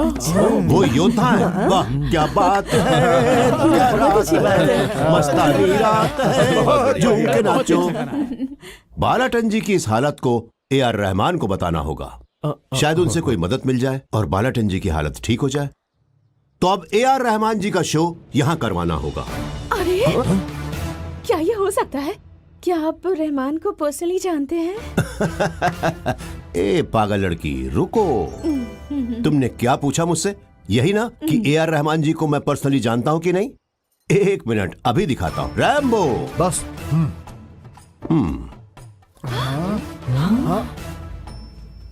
अरे वाह।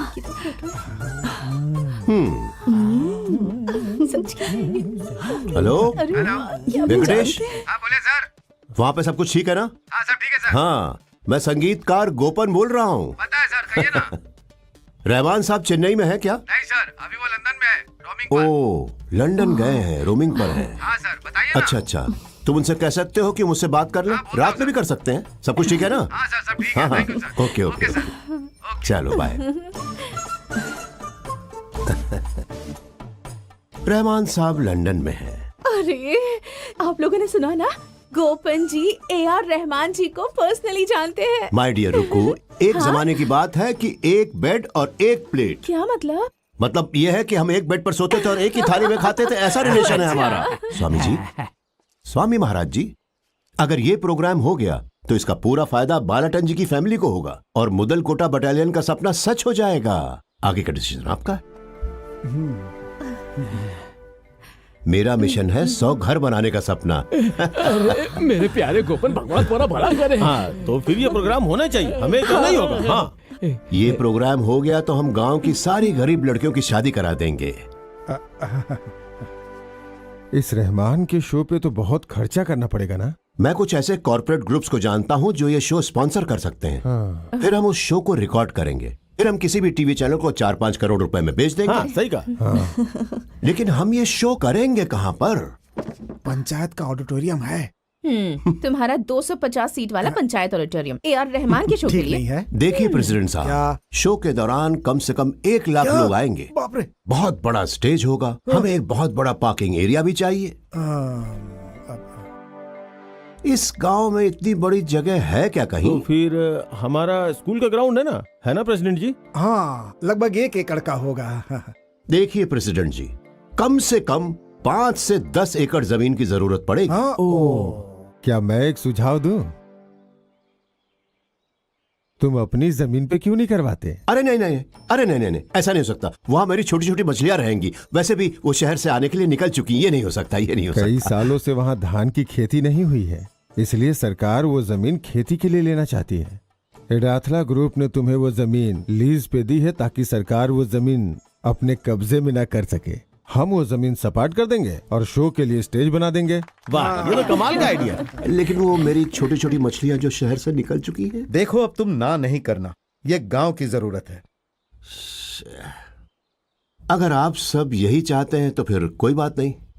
रूलिंग पार्टी, अपोजिशन, बटालियन, सब गांव वाले मिलकर काम करेंगे और रहमान का शो सुपर हिट कर देंगे। सही कहा। लेकिन एक प्रॉब्लम है, हाईवे से वहाँ तक रोड बनाने के लिए उस दामोदर की इजाजत लेनी होगी। अगर वो जमीन देने के लिए तैयार हो गया तो हम रोड आसानी से बना सकते हैं। ओह, जब मैं जेसीबी ला रहा था तो उसी ने बखेड़ा खड़ा किया था ना? अरे ये दामोदर काफी खतरनाक आदमी है। 2 मर्डर केस चल रहे उस पे, पिछले महीने ही जेल से छूट के आया है। लेकिन हम सब मिलके उससे बात कर सकते हैं। ठीक है, कोशिश करेंगे। इतना मुआवजा देंगे कि वो मना न कर पाए। अगर वो नहीं माना तो? अगर नहीं माना तो मैं उसके पैर पकड़ लूंगा।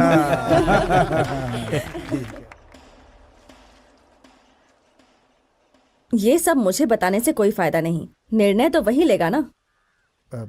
तुम उसे समझाती क्यों नहीं हो? वो मेरी बात नहीं सुनेगा प्रेसिडेंट जी। क्या हुआ, मान गए क्या वो? ये नहीं हो सकता गोपन, हमने पूरी कोशिश कर ली। ओह, आपने वो दामोदर जी से बात की?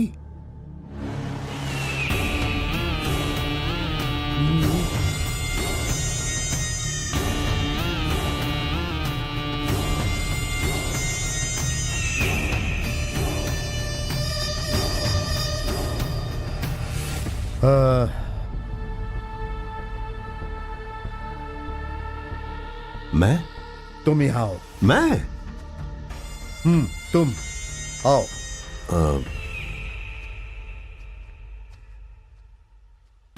आओ। तो तुम हो गोपन नयातिन करा? नहीं, मैं संगीतकार गोपन हूँ। दोनों तो एक ही है। हाँ, दोनों एक हैं, लेकिन ये संगीतकार घराने का एक अलग ही मजा होता है सर जी। मुझे वो मजा नहीं लेना। नहीं लेना? पूजा पूरा जेल की सलाख है, मैं 10 साल से गिनता आया हूँ। ओह, 10 सालों तक गिन सकते हैं? इतनी सलाखें हैं वहां? मेरी 3 बेटियां हैं, मुझे उनकी शादी करानी है। क्या तुम करवा सकते हो? तीनों की शादी मैं अकेले? तुम जो सामूहिक विवाह मेला करने जा रहे हो उसमें मेरी 3 बेटियों की शादी करा दो। अगर तुमने ऐसा किया तो तुम वो दीवार गिरा सकते हो। अरे ये तो बहुत छोटी सी बात है, मैं जबान देता हूं। दामोदर जी, आप हमारे प्यारे हैं। चलिए आइए, अब आइए ना।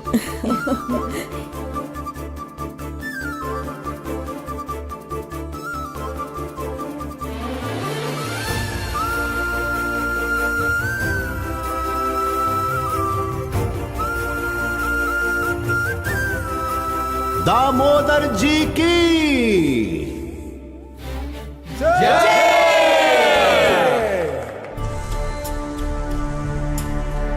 अब तो हमने सोचा था उससे भी ज्यादा तेज निकले। कॉन्ग्रेचुलेशंस। अब जब तुमने जमीन सपाट कर दी है, हमारा जो कॉन्ट्रैक्ट था वो खत्म हो गया है। तो ये लो। ये क्या है? नया एग्रीमेंट जिसमें लिखा है कि पुराना एग्रीमेंट अब कैंसिल हो गया है। अभी आपकी हम पर एक पार्टी उधार रही, उसके बाद ही हम आपको यहाँ से भेज देंगे। वैसे मैं बता दूं, मैं कहीं नहीं जाने वाला। तेरा काम खत्म हो चुका है, अब तू जा सकता है। मेरा काम अभी खत्म नहीं हुआ, अब तो शुरू हुआ है। क्या तुम्हारा इरादा क्या है? हिम्मत है तो वो जेसीबी मेरी जमीन के अंदर लाकर दिखाओ। दामोदर फिर से जेल जाने से नहीं डरता है। ये क्या बोल रहा है? दामोदर, तुम तो दीवार गिराने के लिए राजी हो गए थे ना, फिर क्या हुआ? कब हुआ था? प्लीज।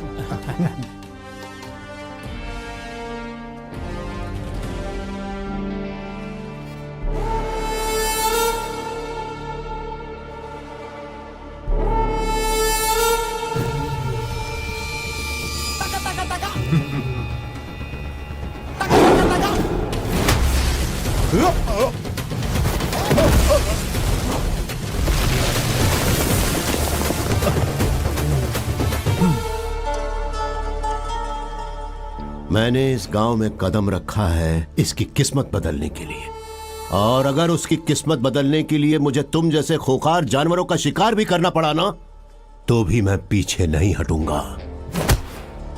अगर कोई भी मेरे रास्ते में आया तो चीर के रख दूंगा। दीवार गिरा दो, आ जाओ।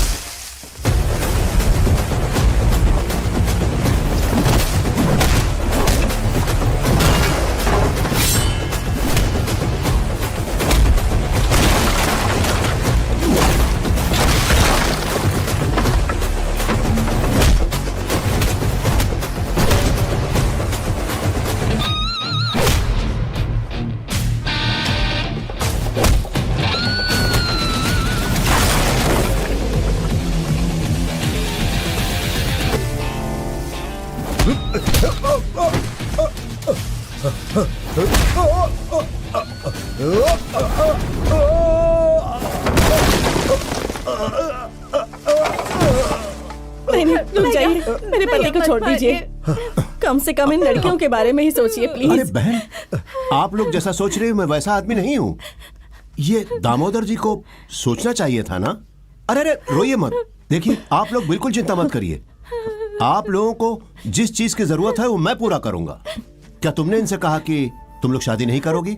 तुम लोग अपनी पढ़ाई पूरी करो, अपने पैरों पर खड़ी हो जाओ, फिर तुम्हें इसकी जरूरत पड़ेगी ही नहीं। हाँ, शादी करना ही औरतों का काम नहीं होता है, उन्हें आत्मनिर्भर होना चाहिए। उससे हमारा समाज तरक्की करेगा। तुम लोग को जो करना है तुम करो, मैं तुम्हारे साथ हूँ। ये पूरा गांव तुम्हारे साथ में, और ये बटालियन भी। अब तुम अपने बाबा को अंदर ले जाओ और अंदर जाकर थोड़ी तेल मालिश करो इनको। चलिए उठिए। गोपाल भाई, हाँ?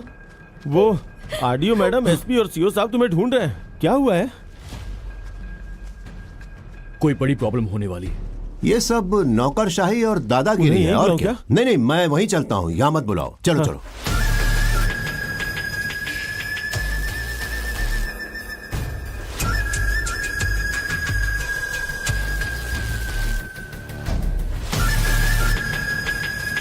सर, मैं देखूं?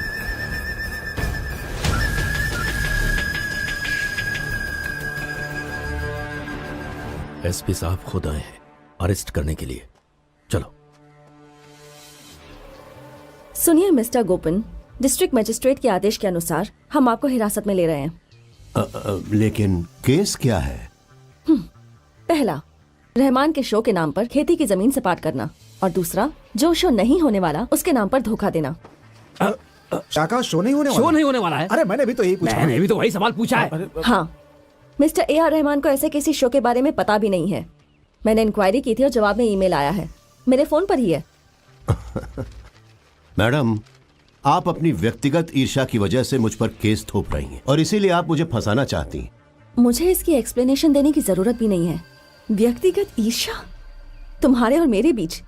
देखिए मोहतरमा, मेरे और आपके बीच में जो कुछ भी है सब कोई जानता है, ये कोई नई बात तो है नहीं। ये बात तो सच है कि मैडम को गोपन का नाम सुनना भी पसंद नहीं, लेकिन उनके पास पॉइंट है, ये तुम्हें समझना होगा गोपन।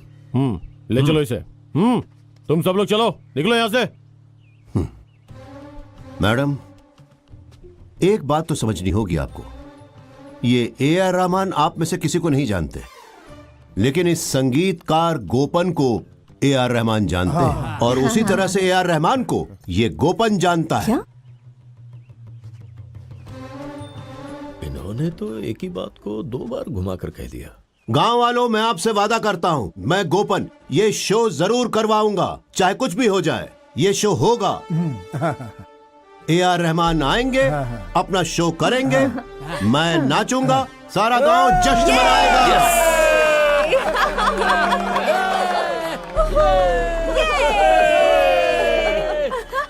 और यही क्लाइमैक्स होगा। शो की तैयारियां आतिशबाजी के साथ शुरू की जाए।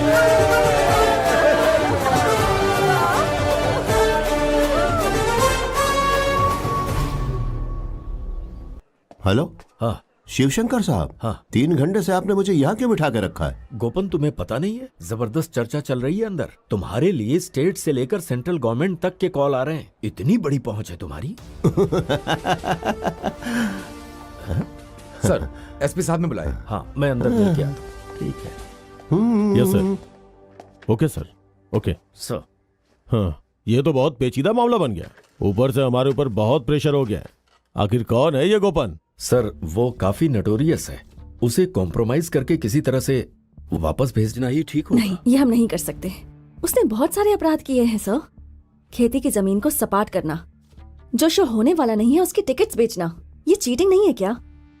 अगर आज हमने उसे छोड़ दिया तो क्या मैसेज जाएगा? गलत मिसाल बनेगी। रियल एस्टेट माफिया जो जमीन की लेवलिंग करना चाहते हैं वो फिर से एक्टिव हो जाएंगे। So sir, we can not let go of this. वैसे सर, आपको एक्शन लेने में प्रॉब्लम क्या है? हाँ, प्रॉब्लम है मैडम। देखिए, मैं आपको खुल के नहीं बता सकता हूँ, बट DG साहब का ऑर्डर है, इसलिए हमें उसे छोड़ना होगा।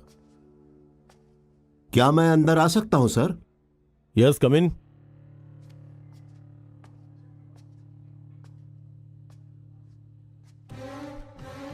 मुझे कुछ बोलने की परमिशन मिलेगी? क्या बोलना है तुम्हें? मैं बोल सकता हूं मैडम? सर, ये जो जमीन सपाट की गई वो मेरी नहीं है, और ना ही मैंने इस जमीन को सपाट किया है। इस जमीन को सपाट तो पंचायत ने किया है, गांव के लोगों ने किया है। अगर केस डालना ही है तो गांव के सारे लोगों पर आपको केस डालना पड़ेगा सर। केस के बारे में लिखते लिखते इनके हाथों में छाले पड़ जाएंगे सर। नहीं सर, मैंने तो जमीन को लीज पे लिया था सर। मेरा नुकसान हुआ और मछली पालन भी चौपट हो गया। छोटी छोटी मछलियां यतीम हो गई सर। उनके आंसू कैसे देख पाऊंगा सर? जहां तक शो का सवाल है, वो तो जरूर होगा सर। इस शो के नाम पर मैंने किसी से पैसे नहीं लिए हैं और ना ही टिकट बेचा है। मैंने किसी को धोखा नहीं दिया सर। मेरी प्यारी मछलियां।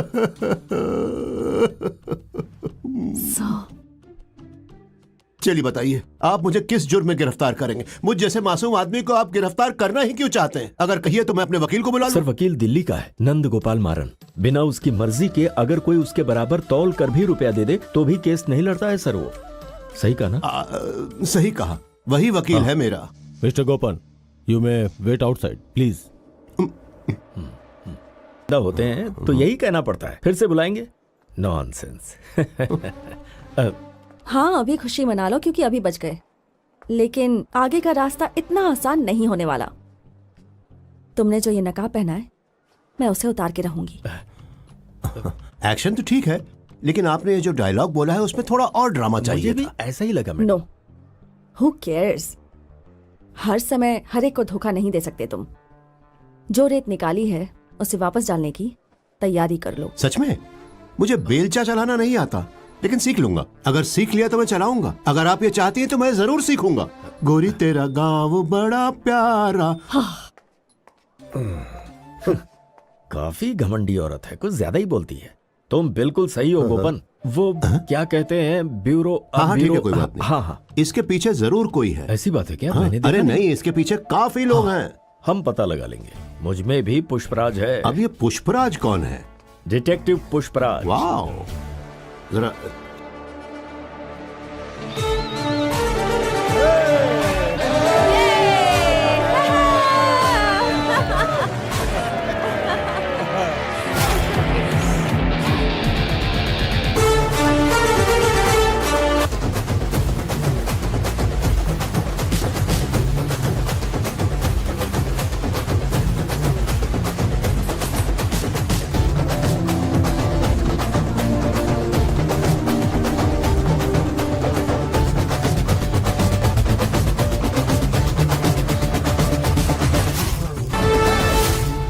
मैडम, आपने धारावी के बारे में सुना होगा।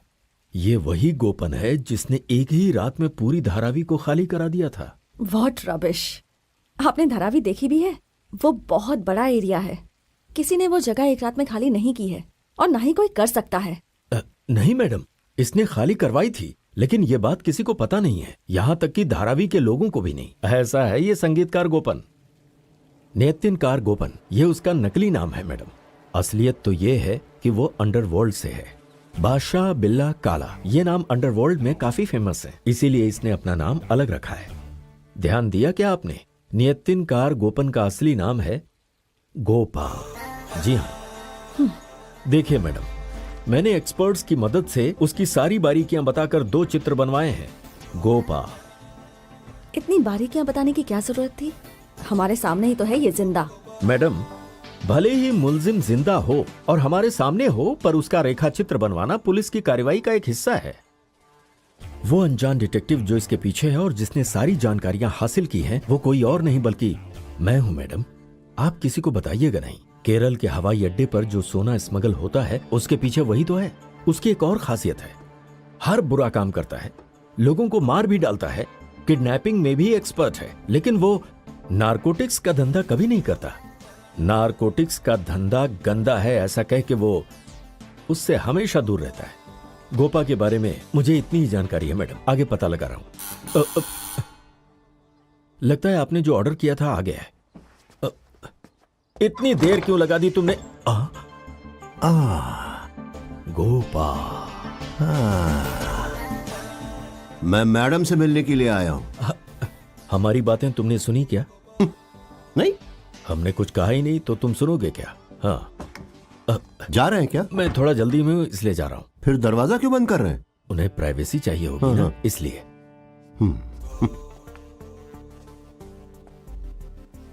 उसने आपको मेरे बारे में कौन सी झूठी कहानी बताई है ये मैं नहीं जानता हूं।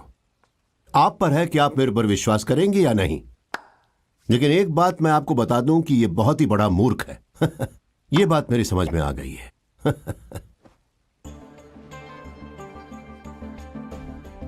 Underworld don Gopa.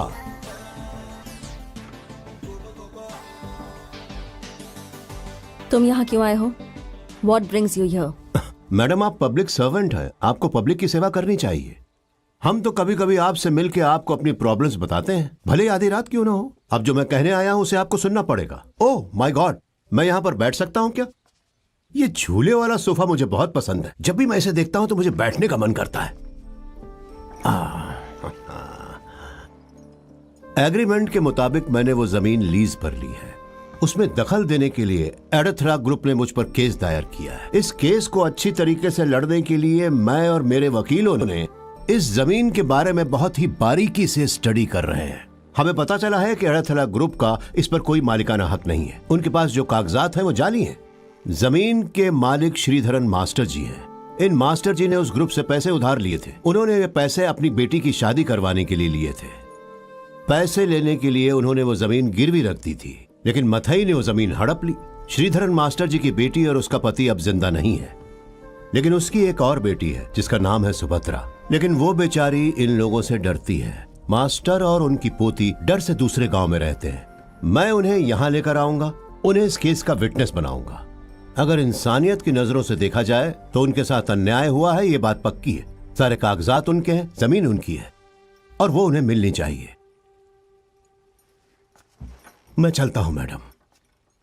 अगर मैं आपसे कुछ मांगूं तो आप मना मत करिएगा। मैं ये पोस्टर ले जाऊं क्या?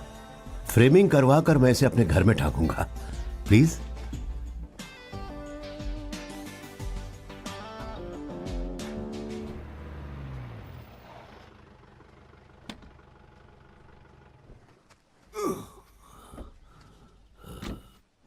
मैं ही हूं संगीतकार गोपन। मैं हूं श्री। आश्चर्यचकित मत होइए, यह आपका ही घर है। अब आपको यहां पर रहना है। कोई कुछ दिनों के लिए यहां पर रहने आया है। आप मुझे बस उसी नजरिए से देखिएगा। यहां आपका कोई कुछ नहीं बिगाड़ पाएगा। जब तक कि यह घर आपका नहीं हो जाता, मैं यहीं रहूंगा, आपकी हिफाजत के लिए, एक बेटे की तरह। मुझे लगा मैंने पुश्तैनी मकान अपना हमेशा के लिए खो दिया। इस विष्णु पर्व में कृष्ण भगवान ने ही हमें दिया है। आ जाओ बेटी। अच्छा, मेरे बारे में किसने बताया तुम्हें? उसी ने आपसे जिसने शिक्षा ली और एक अच्छी नौकरी पाई। वो इसी गांव का है। वो यहाँ का एग्रीकल्चर ऑफिसर है। नमस्ते मास्टर जी। हाँ, खुश रहो, खुश रहो। कैसे हैं आप? आओ ना, अंदर आइए ना मास्टर जी। हाँ। अच्छा ये बताइए, क्या ये मास्टर उस 18.5 एकड़ जमीन का और कलापुर हाउस का असली मालिक है? तो ये सब मैं आपका लीगल एडवाइजर बनने के पहले हुआ था, है ना? इसलिए मैं पूछ रहा हूँ। वैसे उन्होंने जो दस्तावेज कोर्ट में पेश किए हैं वो काफी पुख्ता हैं। ये केस तो हम हार जाएंगे, 100% हार जाएंगे। और तो और एडाथला ग्रुप की ज्यादातर प्रॉपर्टीज नकली हैं। ये प्रूव करने के लिए आरटीओ ने तहकीकात शुरू भी कर दी है। हाँ, अगर ये सारे केस एक साथ खुल गए तो मैं क्या करूँगा? बेबी, सबसे पहले तो उस निकम्मे वकील को आग लगाओ और दूसरा वकील लेकर आओ। तो फिर इस एडवोकेट शशि एम एलएलबी के पास क्या काम रह जाएगा? सुनो, तुम चाहते हो कि तुम्हें तकलीफ ना हो तो चुप रहो। हमसे पैसे लेने के बाद वो जमीन लेबल करने के लिए आया। ये कोई मामूली नयातिनकारा गोपन नहीं है। या तो किसी ने उसे खरीदा है या फिर उसके यहाँ आने के पीछे जरूर कोई गहरा रहस्य है। मुझे तो लगता है वो यहाँ बदला लेने आया है, और ये बहुत ही पुराना बदला लगता है। किसी गरीब ब्राह्मण ने बलि के पत्थर पर अपना सर पटक कर आत्महत्या की थी। उसी हत्या का बदला लेने के लिए वो यहाँ पर आया है। या शायद ऐसा भी हो सकता है कि उस गरीब ब्राह्मण का ये गोपन बेटा हो। कौन गरीब ब्राह्मण? है वकील, ये तो क्या फालतू की बकवास कर रहा है? अपना मुंह बंद रख। ठीक है, मैं अपना मुंह बंद रखता हूँ। ओके, बस। मैंने सभी जानकारों से बात की। सभी को यही लगता है कि हमें सीधे तौर पर इसमें नहीं उतरना चाहिए। तो अब जो जरूरी है वो तैयारी करो। बाबा, आपको यकीन है कि हम कर पाएंगे? आप बस करिए भाई साहब, हम करेंगे बाबा, करना होगा। किसके बारे में बात कर रहे हो आप? तुम्हें जानने की जरूरत नहीं, खत्म करो उसे। अब वो नयथिनकरा गोपन, सीधे तौर पर उसका नाम मत लो। अब जैसा मैं कहता हूं वैसा करो, चाहे जितना खर्चा करना पड़े। वो नयथिनकरा गोपन बचना नहीं चाहिए।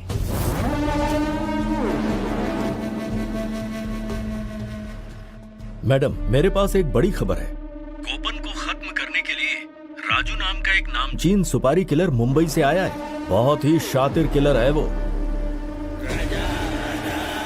यहाँ गैंग वॉर शुरू होने वाली है। बस हमें अपनी आंखें बंद रखनी होगी, कोई तो मरेगा। या तो संगीतकार गोपन या फिर राजू। वैसे भी मैं तो 2-3 दिनों के लिए यहाँ से गायब होने वाला हूँ।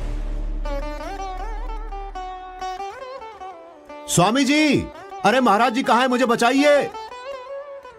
स्वामी जी, मुझे बचाइए। अरे बाप रे, मेरी जान खतरे में है और आप यहाँ चुपचाप वीणा बजा रहे हैं। स्वामी जी, मुझे बचाइए, मुझे बचा लीजिए प्रभु।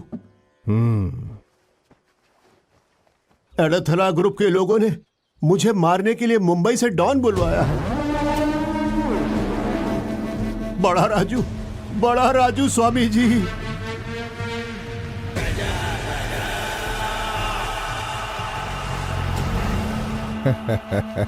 संगीतकार गोपन के सामने उस राजू की क्या औकात। नहीं स्वामी जी, उसके पास बंदूक है। लगता है आप उसे जानते नहीं हैं। अरे वो अपने शहर का बहुत बड़ा गुंडा है। मुंबई में उसकी बहुत चलती है। उसके ऊपर 53 मर्डर केस है और मुंबई पुलिस एक भी केस साबित नहीं कर पाई है। अगर उसने मुझे मारने की सुपारी ले ली तो मुझे जरूर मारेगा स्वामी जी।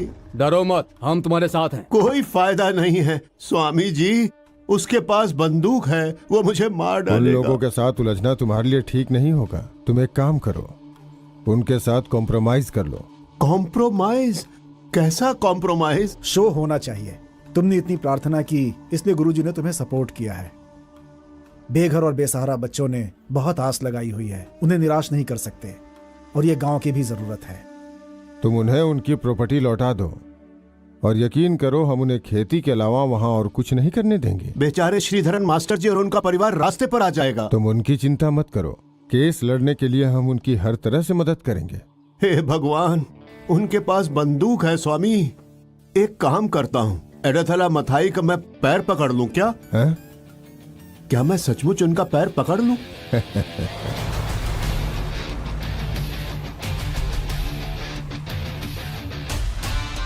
मालिक, मालिक मुझे बचाइए। मालिक, कहाँ गए मालिक? हाँ? अरे बाप रे, मुझे बचाइए मालिक। मुझसे बहुत बड़ी भूल हो गई। ये सब मेरा बचपना था। बड़े राजू नाम का गुंडा मुझे मारने के लिए गांव में मुझे ढूंढ रहा है। उसके पास बंदूक भी है। सॉरी, मुझे पक्का मालूम है वो मुझे मार देगा। इसे माफी मत देना, चाहो तो सबको माफ कर दो। इसी की वजह से मैं बेकार में वकील बनकर रह गया। शशि जी, दाढ़ी में आग लगी हो तो सिगरेट नहीं जलाते हैं। उसके पास बंदूक है। क्या तुम जानते हो मेरे बाबा कौन है?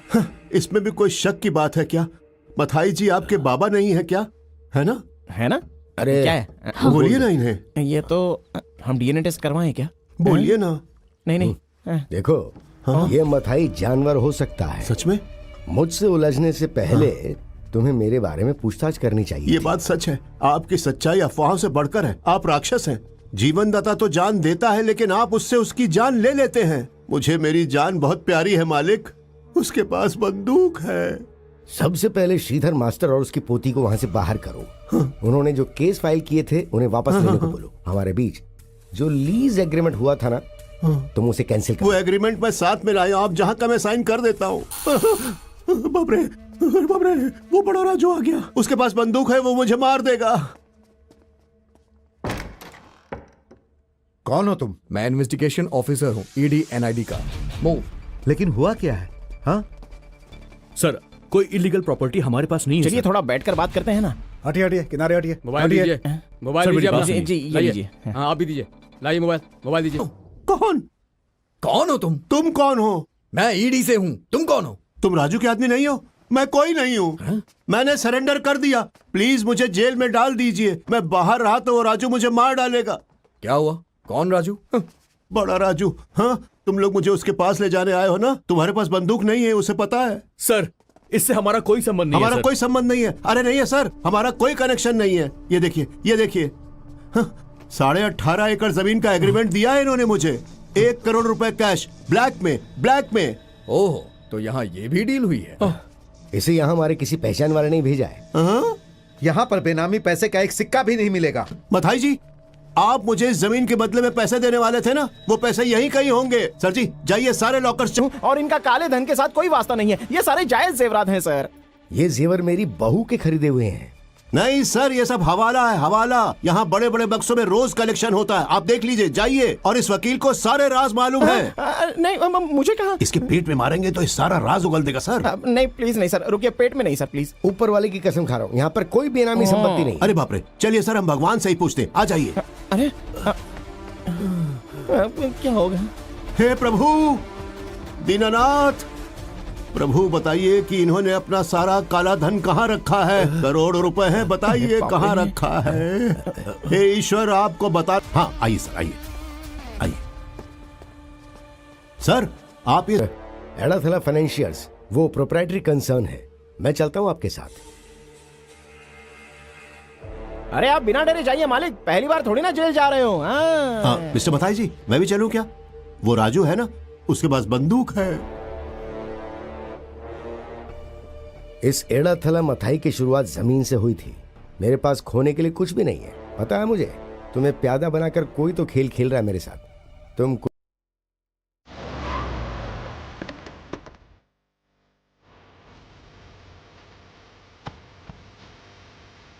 दादाजी,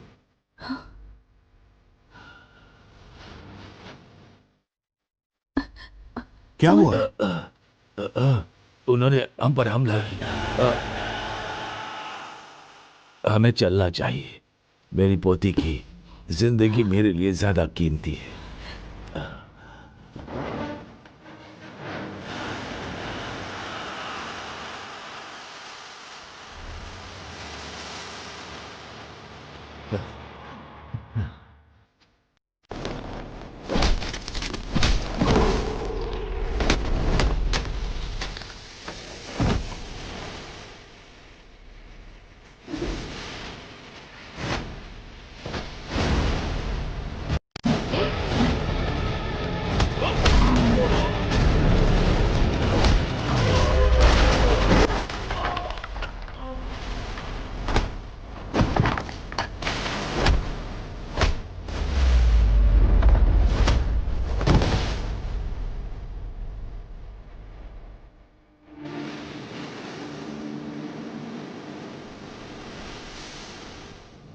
आजा।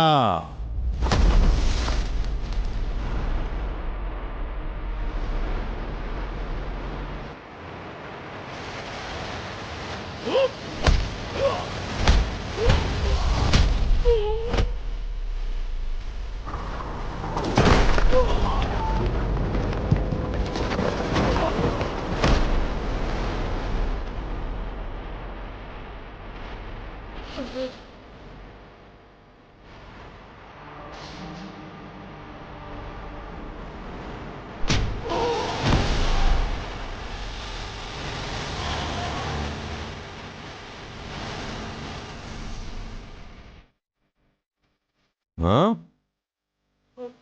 क्या हुआ? मुझसे पंगा लेगा?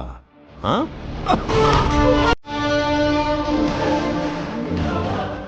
देख दोस्त, मैं कोई गैंगस्टर नहीं हूं, ना ही कोई मॉन्स्टर हूं। मैं बहुत खतरनाक हूं। मैं शैतान हूं।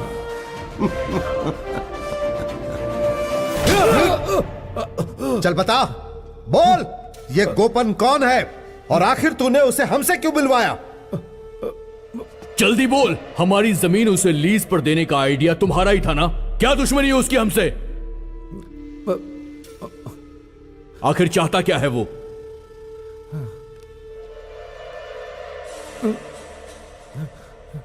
जल्दी बोल। जल्दी बोल। चल बता। जब तक बोलेगा नहीं तुझे छोड़ेंगे नहीं। बोल बोल। बताता हूं।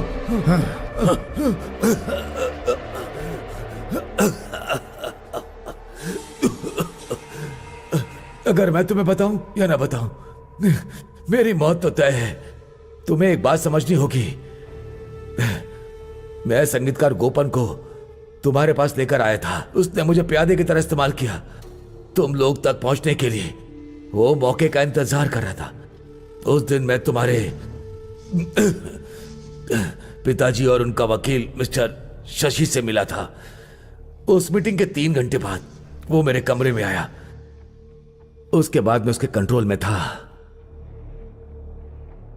उसी ने मुझसे कहा कि तुम्हारी जमीन लीज पर दी जाए। वो मुझे हुक्म दे रहा था। उसका रवैया और उसका चेहरा, उसकी आंखें बदले की आग में चल रही थी। उसकी बात मानने के सिवा मेरे पास कोई चारा नहीं था। लेकिन असल में वो है कौन? मुझे जो पता है मैं सब बता रहा हूं। वो एक सिपाही है, मिलिट्री इंटेलिजेंस का कर्नल सूर्य चंद्र लाल। 2 महीने तक सीक्रेट मिशन पर रहने के बाद वो अपने पिताजी रिटायर सूबेदार राघवन और अपनी मां जानकी को मिलने गया था। एक सिपाही 3 साल पहले 27 मार्च के दिन उसे जो सब कुछ प्यारा था, उसने वो सब खो दिया था।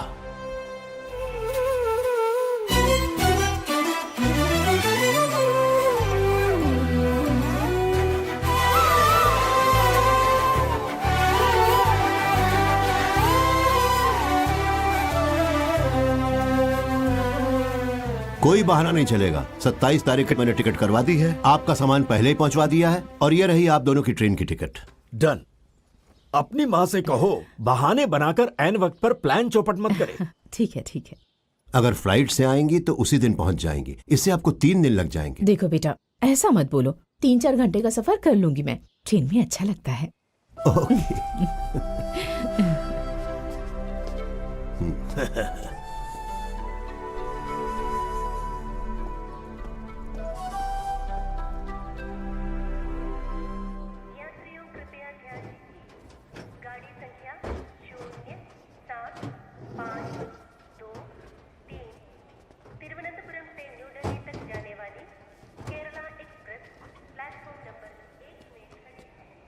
वैसे ये ट्रांसपोर्टेशन तो बहुत मुश्किल होगा। जी हाँ, बहुत मुश्किल काम होता है। एक छोटी सी गलती बहुत बड़ा नुकसान कर सकती है। आइए। हाँ।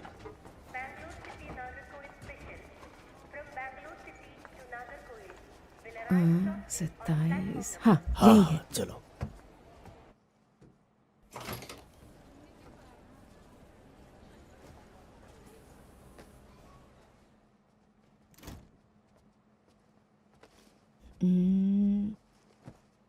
हाँ, यहाँ पर है। हाँ, हाँ।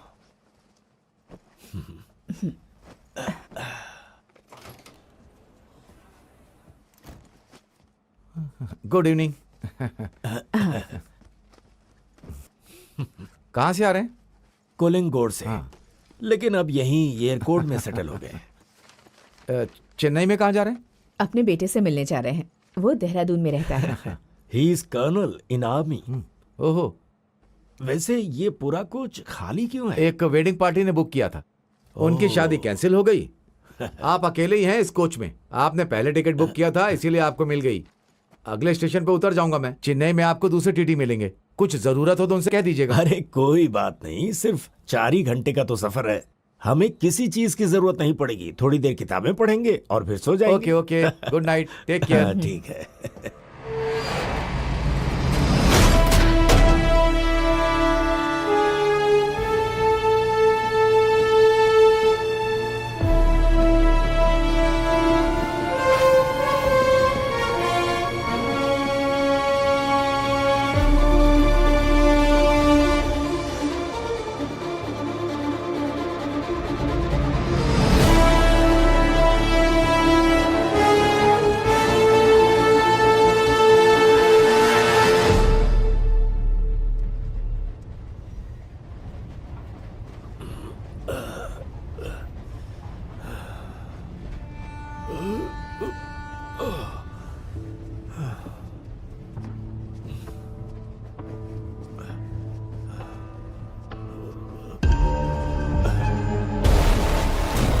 कौन हो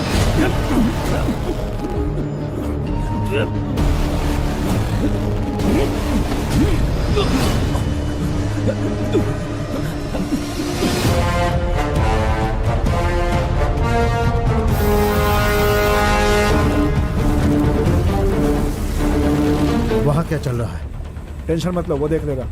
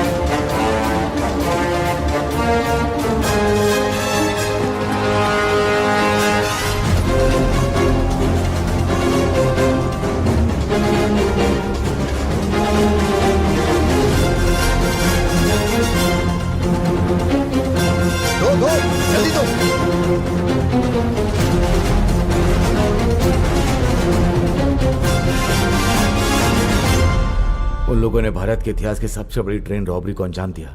ना पुलिस और ना ही सीबीआई अब तक उन्हें कोई पकड़ नहीं पाया।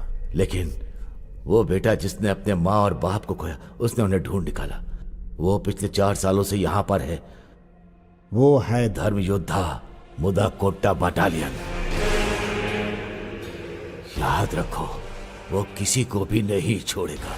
वो एक एक को खत्म कर देगा।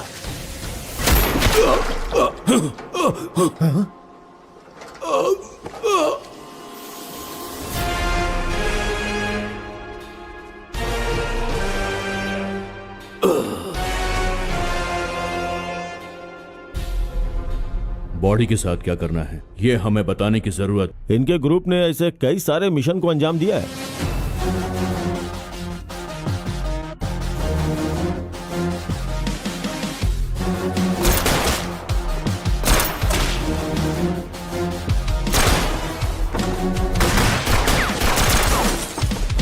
उनका आखिरी मिशन सूरत में था।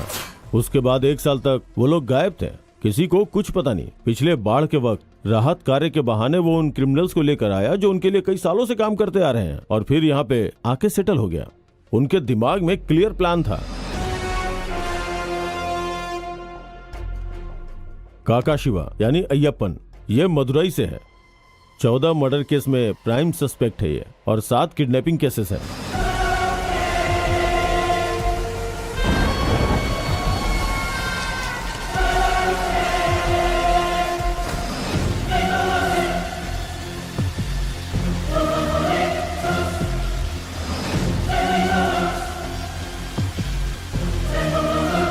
शाहजी यानी रॉकी, सुरेश यानी रोनेक्स, ये दोनों तिरुवनंतपुरम के जुवेनाइल होम में एक साथ थे और 2008 से मिसिंग हैं।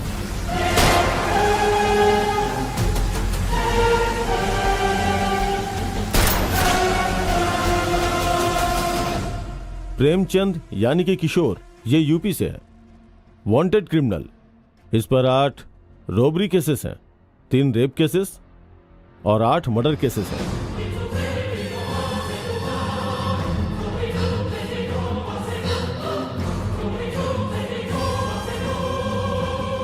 चेन्नई आरबीआई से 86 करोड़ का नोट नष्ट करने के लिए लेकर जाने वाले थे। यहां रहकर उन्होंने नोट चुराने का प्लान बनाया। उन्होंने रोबरी को अंजाम दिया। सालेम और विरुद्धाचलम के दरमियान के फासले में, जहां पे इलेक्ट्रिक लाइन्स है, उन्होंने नोटों को वैध बनाने के लिए एडाथला ग्रुप को पहले ही आइडेंटिफाई करके रखा था। हमने तुम्हें जो कुछ नोट दिए थे वो अभी तक बदली करने बाकी है। हम अकाउंट सेटल कर लेंगे। कब और कैसे वो हम बताएंगे। तब तक सबके सामने हम लोग दुश्मन ही रहेंगे। बाहरी दुनिया के लिए वो दुश्मन थे, लेकिन एडाथला ग्रुप के साथ उनका एग्रीमेंट था।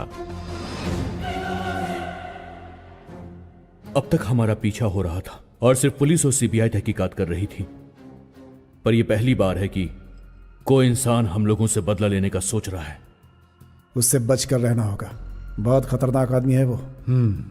और वैसे भी पुलिस या किसी दूसरी एजेंसी की मदद नहीं लेना चाहता वो हमें खत्म करने के लिए अकेला आया है। कर्नल सूर्य चंद्र लाल। हमारे बारे में उसको इतना भी अंदाजा नहीं है।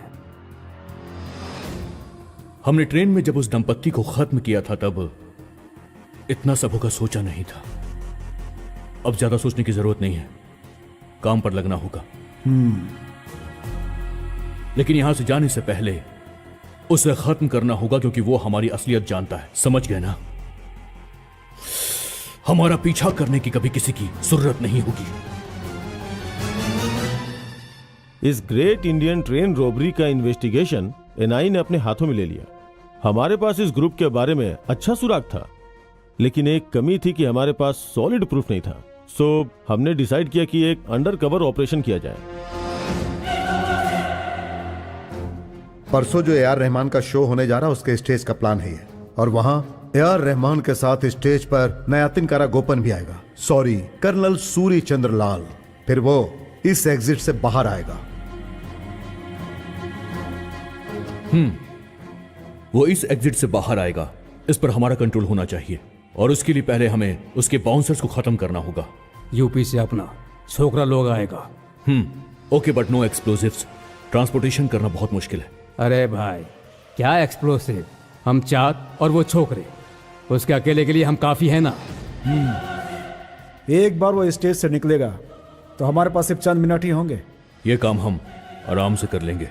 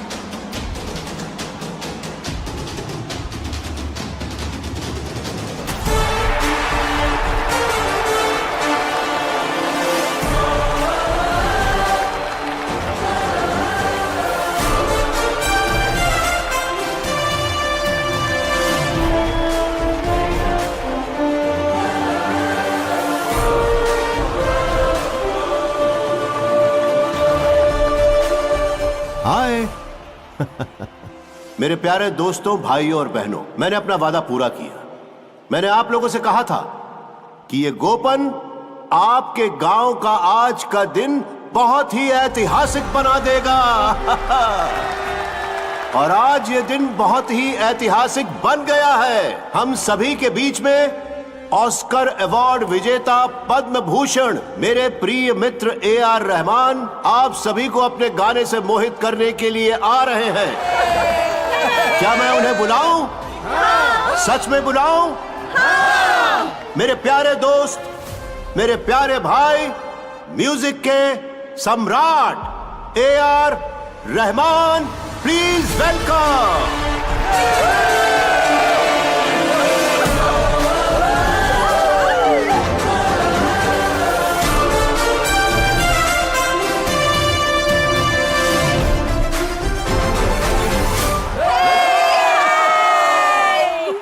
मैं यहाँ हूँ उसके दो कारण हैं। पहला, आई लव दिस प्लेस। मुझे हिंदी लोगों से प्यार है और हिंदी सिनेमा से भी। और दूसरा, गोपन इज माई डियरेस्ट फ्रेंड। देखा, फ्रेंड हूं मैं इनका। अगर ये कुछ कहे तो मैं ना नहीं कर सकता। देखा देखा, ये है हमारी फ्रेंडशिप। सर, मेरी एक छोटी सी रिक्वेस्ट है सर। आप वो वाला गाना गा सकते हैं, मुकाबला मुकाबला? वो गाना सुनना है? कहिए तो मैं आपके पैर छू लूं सर। वो गाना गाता हूं मैं। Thank you, thank you.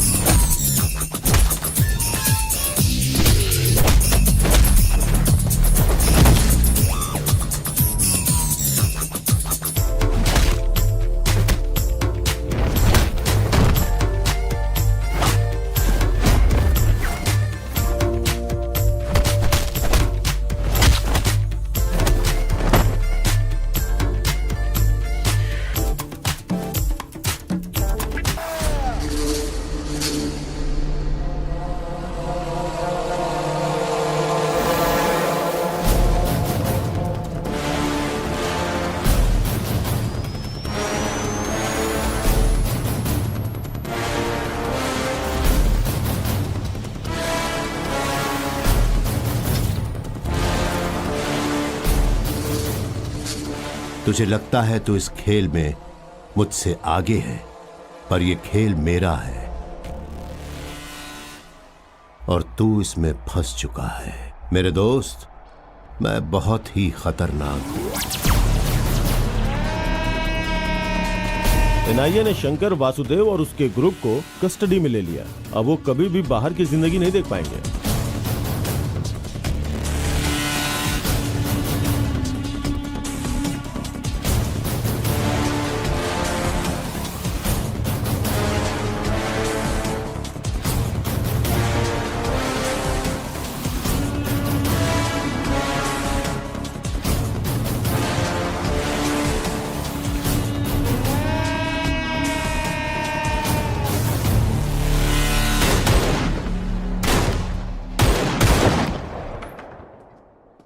Excuse me sir, मैं आए? कम इन।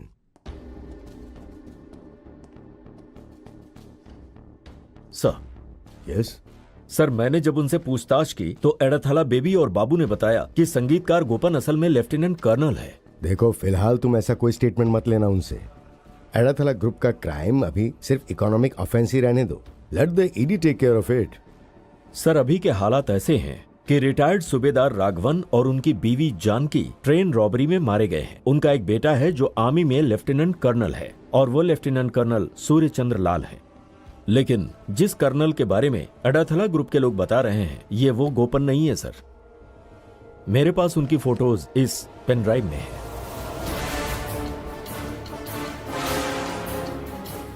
दैट्स राइट, यही कर्नल सूर्य चंद्र लाल है और वो अभी बहुत बड़े सदमे में है। अभी वो आर्मी के हॉस्पिटल में भर्ती हैं। तो नया तिनकारा गोपन? वो हमारा अंडरकवर एजेंट है और उसकी आइडेंटिटी गुप्त है। उसे अलग अलग जगह पे अलग अलग नाम से जाना जाता है।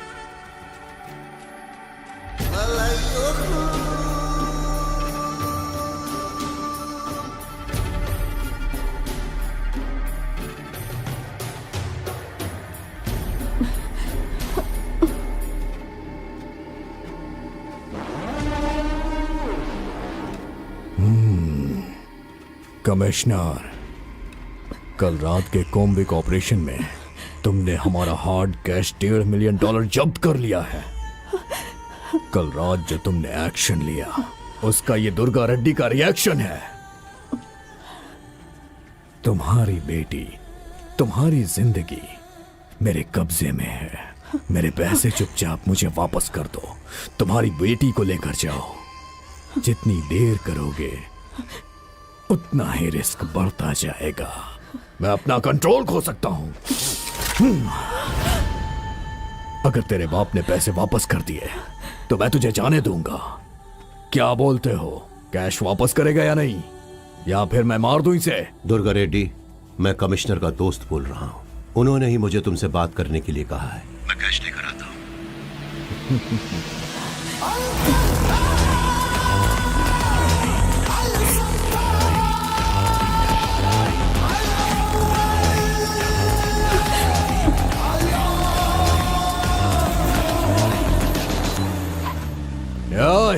हट जाओ।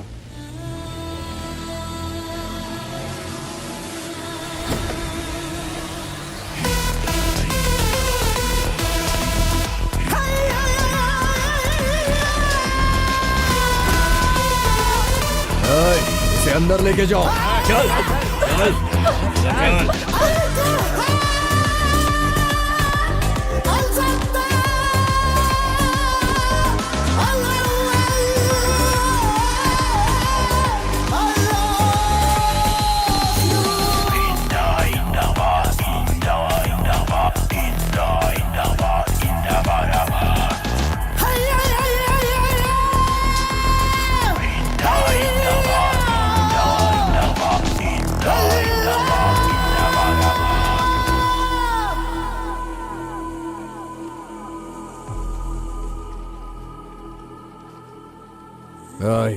खोल के देखो।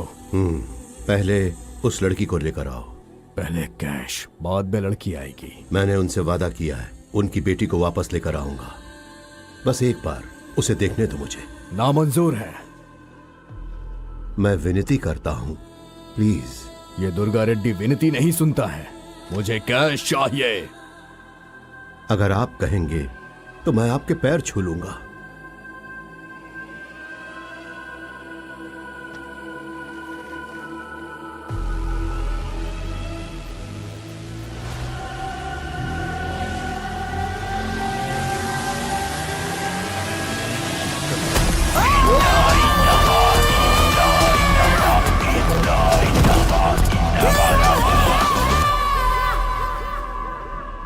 मेरे दोस्त, मैं बहुत खतरनाक हूं।